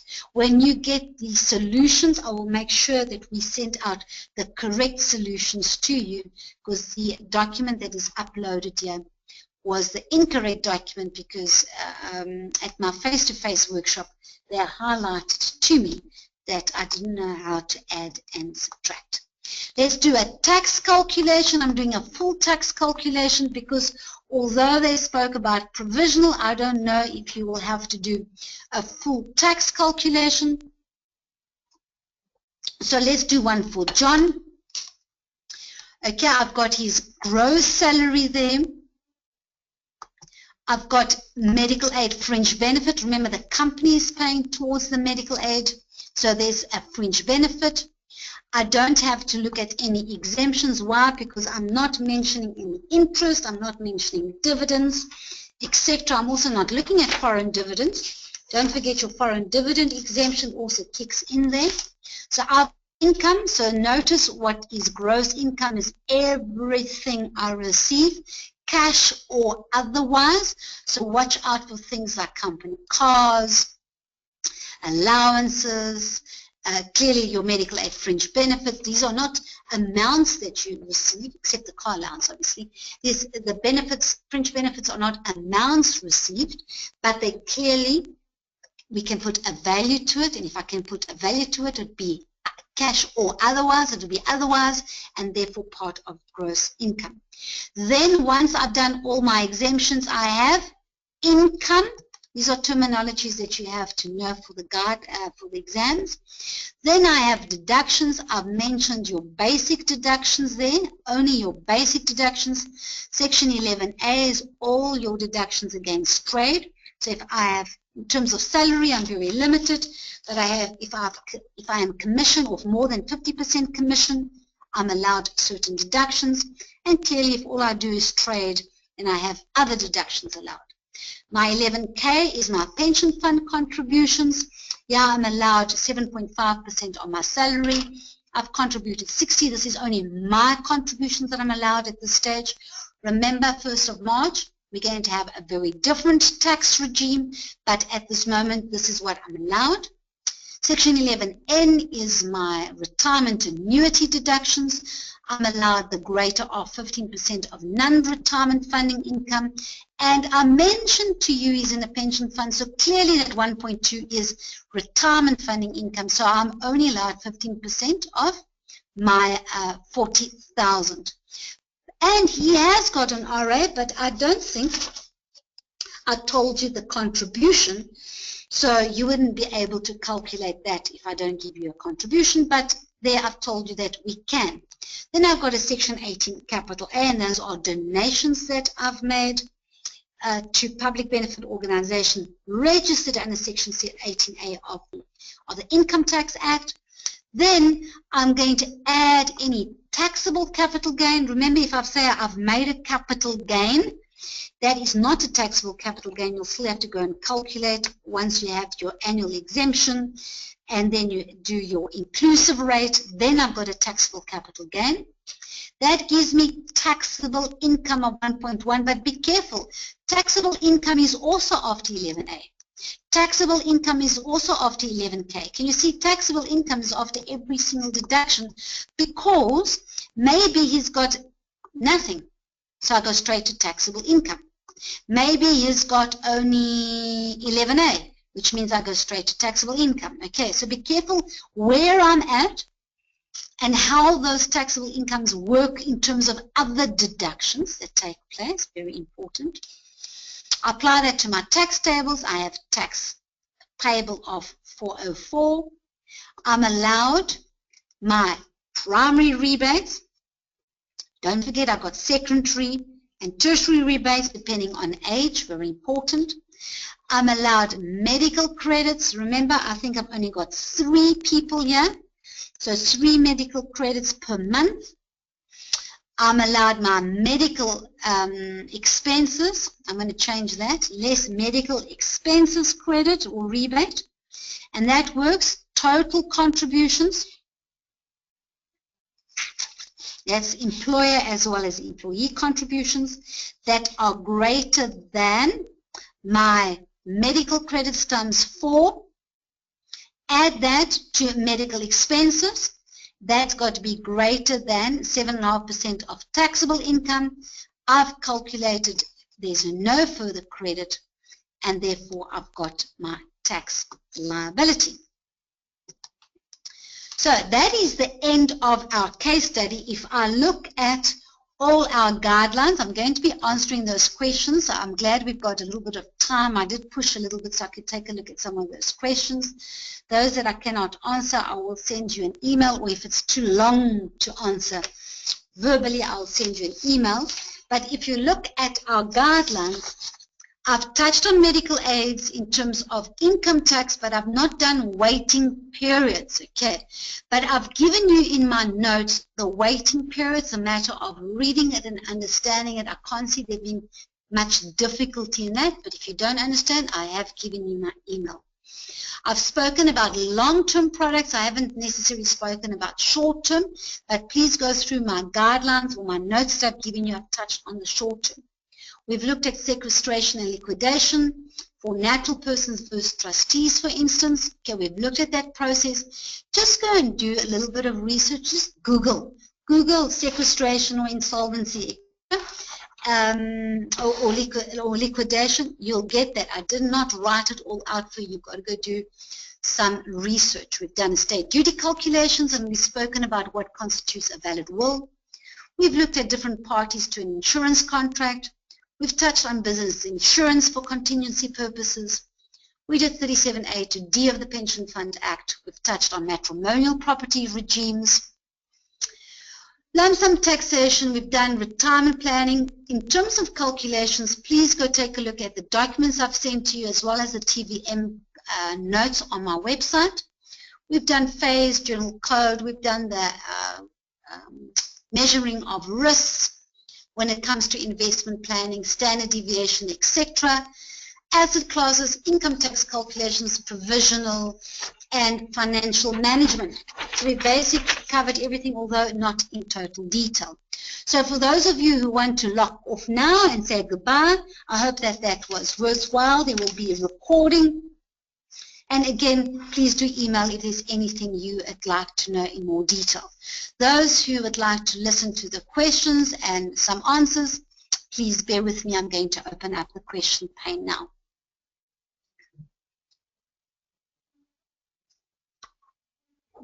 Okay, so let's go to... So Amanda asks, can you please explain the guideline, how to measure risk when it comes to investment planning? Okay, so Amanda, and how to apply it practically from the information in the fund fact sheet. Okay, so let's try and see if I can sort of, I'm going to have to give you a theory, clearly. So if you take a look at the example I've done, okay, so I've given you information, and I know you talk about fund fact sheet, and I've sort of deviated it to shares because I always think fund fact sheets is actually a unit trust. But yeah, I've taken the 3 shares. Okay, there are different asset classes. There are 3 shares, and your client is asking you to decide which of these shares should they actually invest in, taking into account what the risk profile is, what the expectations are, and even their term. Okay, like how long are you going to keep these shares for?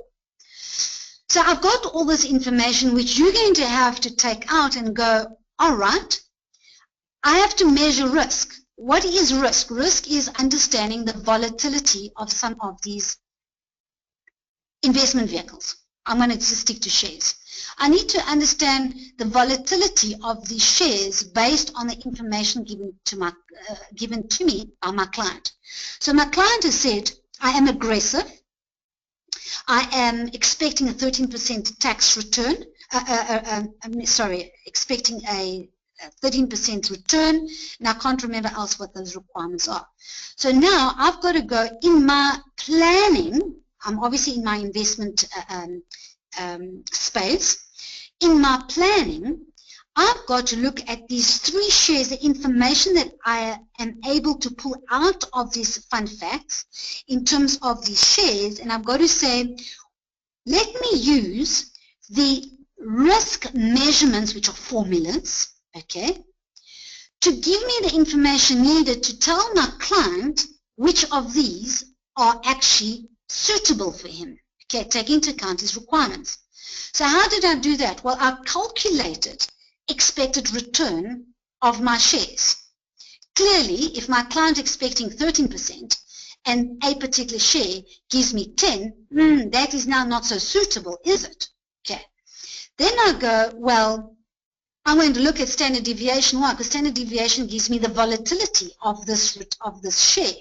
If it's going way up and way down and way up and way down, that is high volatility, high risk. But is that a problem? Maybe not, because why? Your client has said he is aggressive. But if the client indicates to you that he only wants it for a year, well, is that volatility going, I think we worked on 36 or 37 and 6, is that type of volatility ideal for your client in a 1-year term, even though that share might give you a 20% return? Perhaps not so good. Okay, for a 1 year, you might want lower risk, high return, low risk.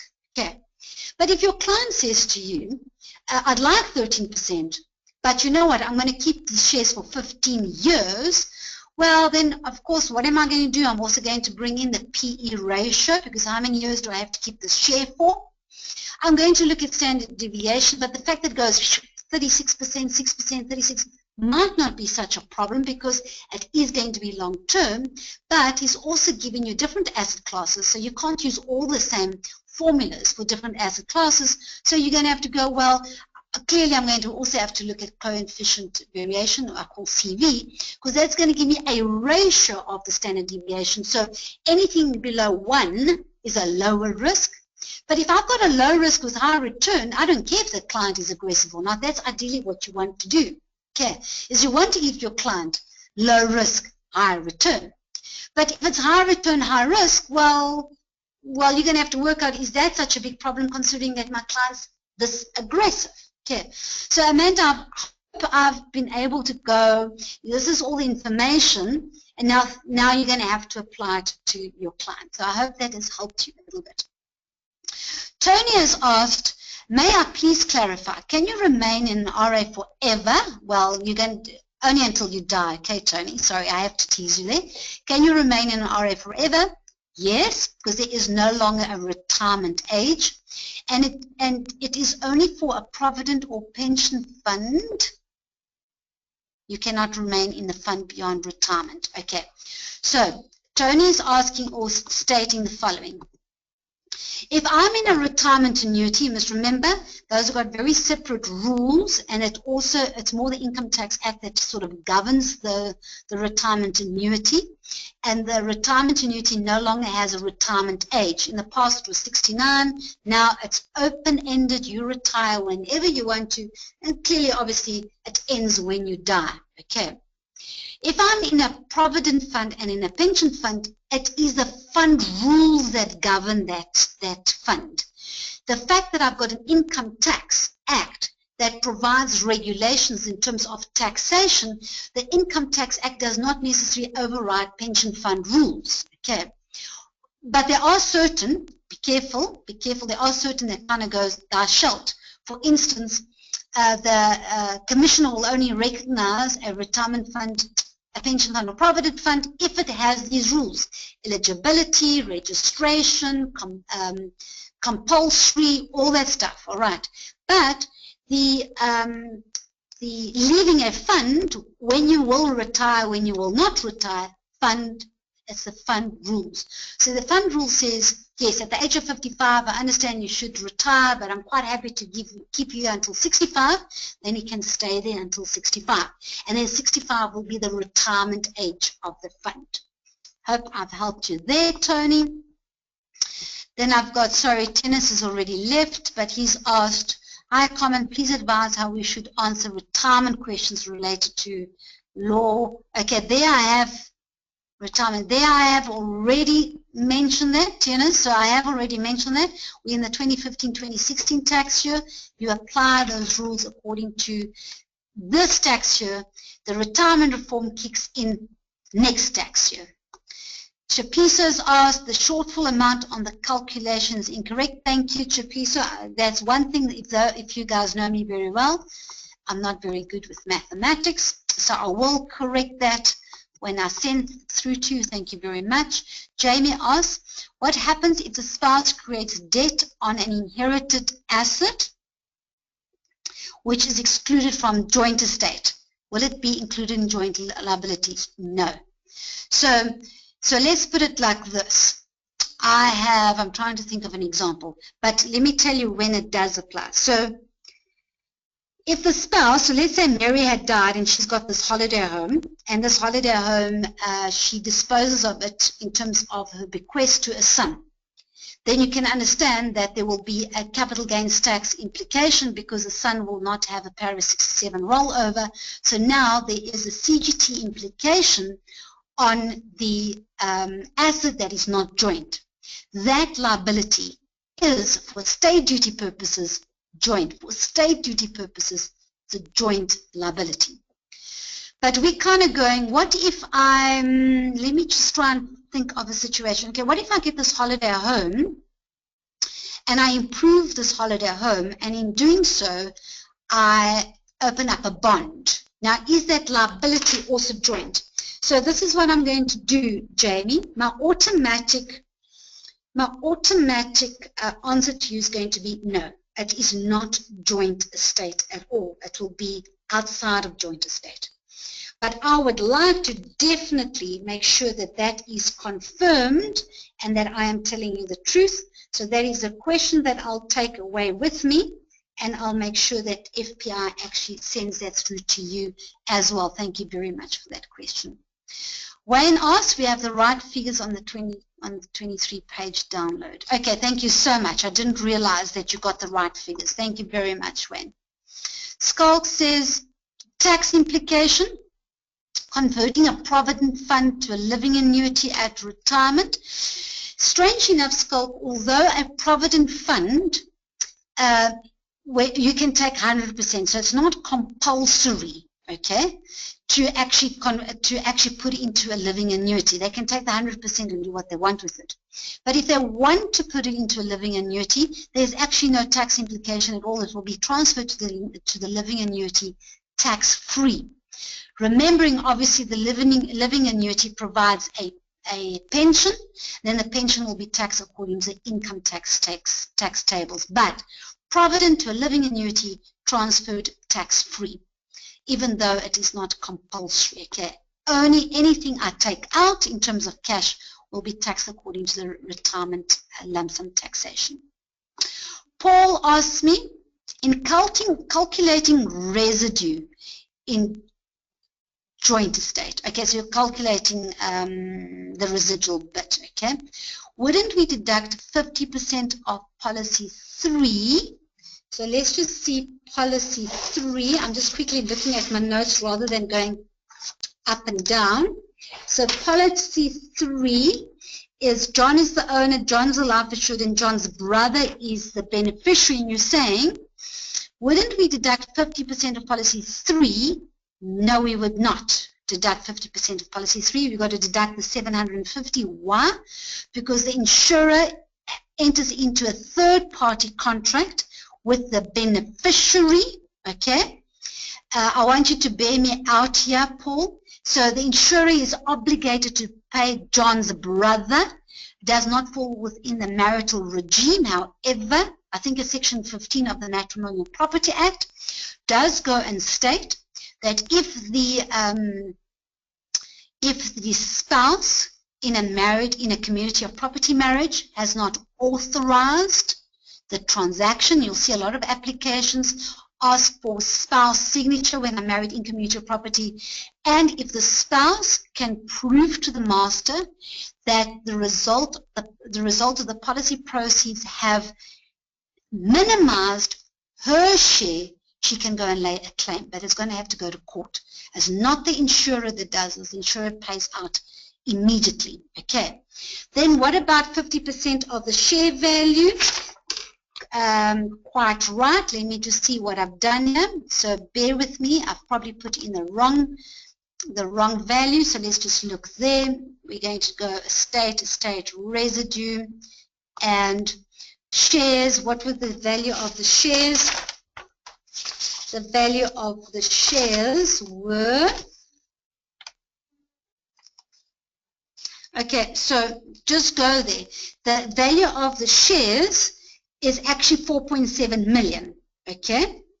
I'm deducting 2.3 million, which is already the 50% of 4.7. So you're just going to have to guide me there when you talk about the 50% of the shares, because I think all I did was actually take 50% of the shares there, Paul. So just re-look that and see if maybe you are explaining something different that I am actually not getting at all. That is the end of our webinar. I'm going to quickly give you my email again. It is carmenventer@discoverymail.co.za, and I will come back to Jamie's question about joint liabilities. I think it is definitely excluded from joint. It's not joint liabilities, but I will double check that and make sure that FPI sends you that notice as well. And anything that I calculated incorrectly, I will correct and ask FPI to send that through to you as well. Otherwise, guys, thank you very much. I hope that that was worthwhile, and all the best for the exam. I expect many, many passes. All the best. Goodbye.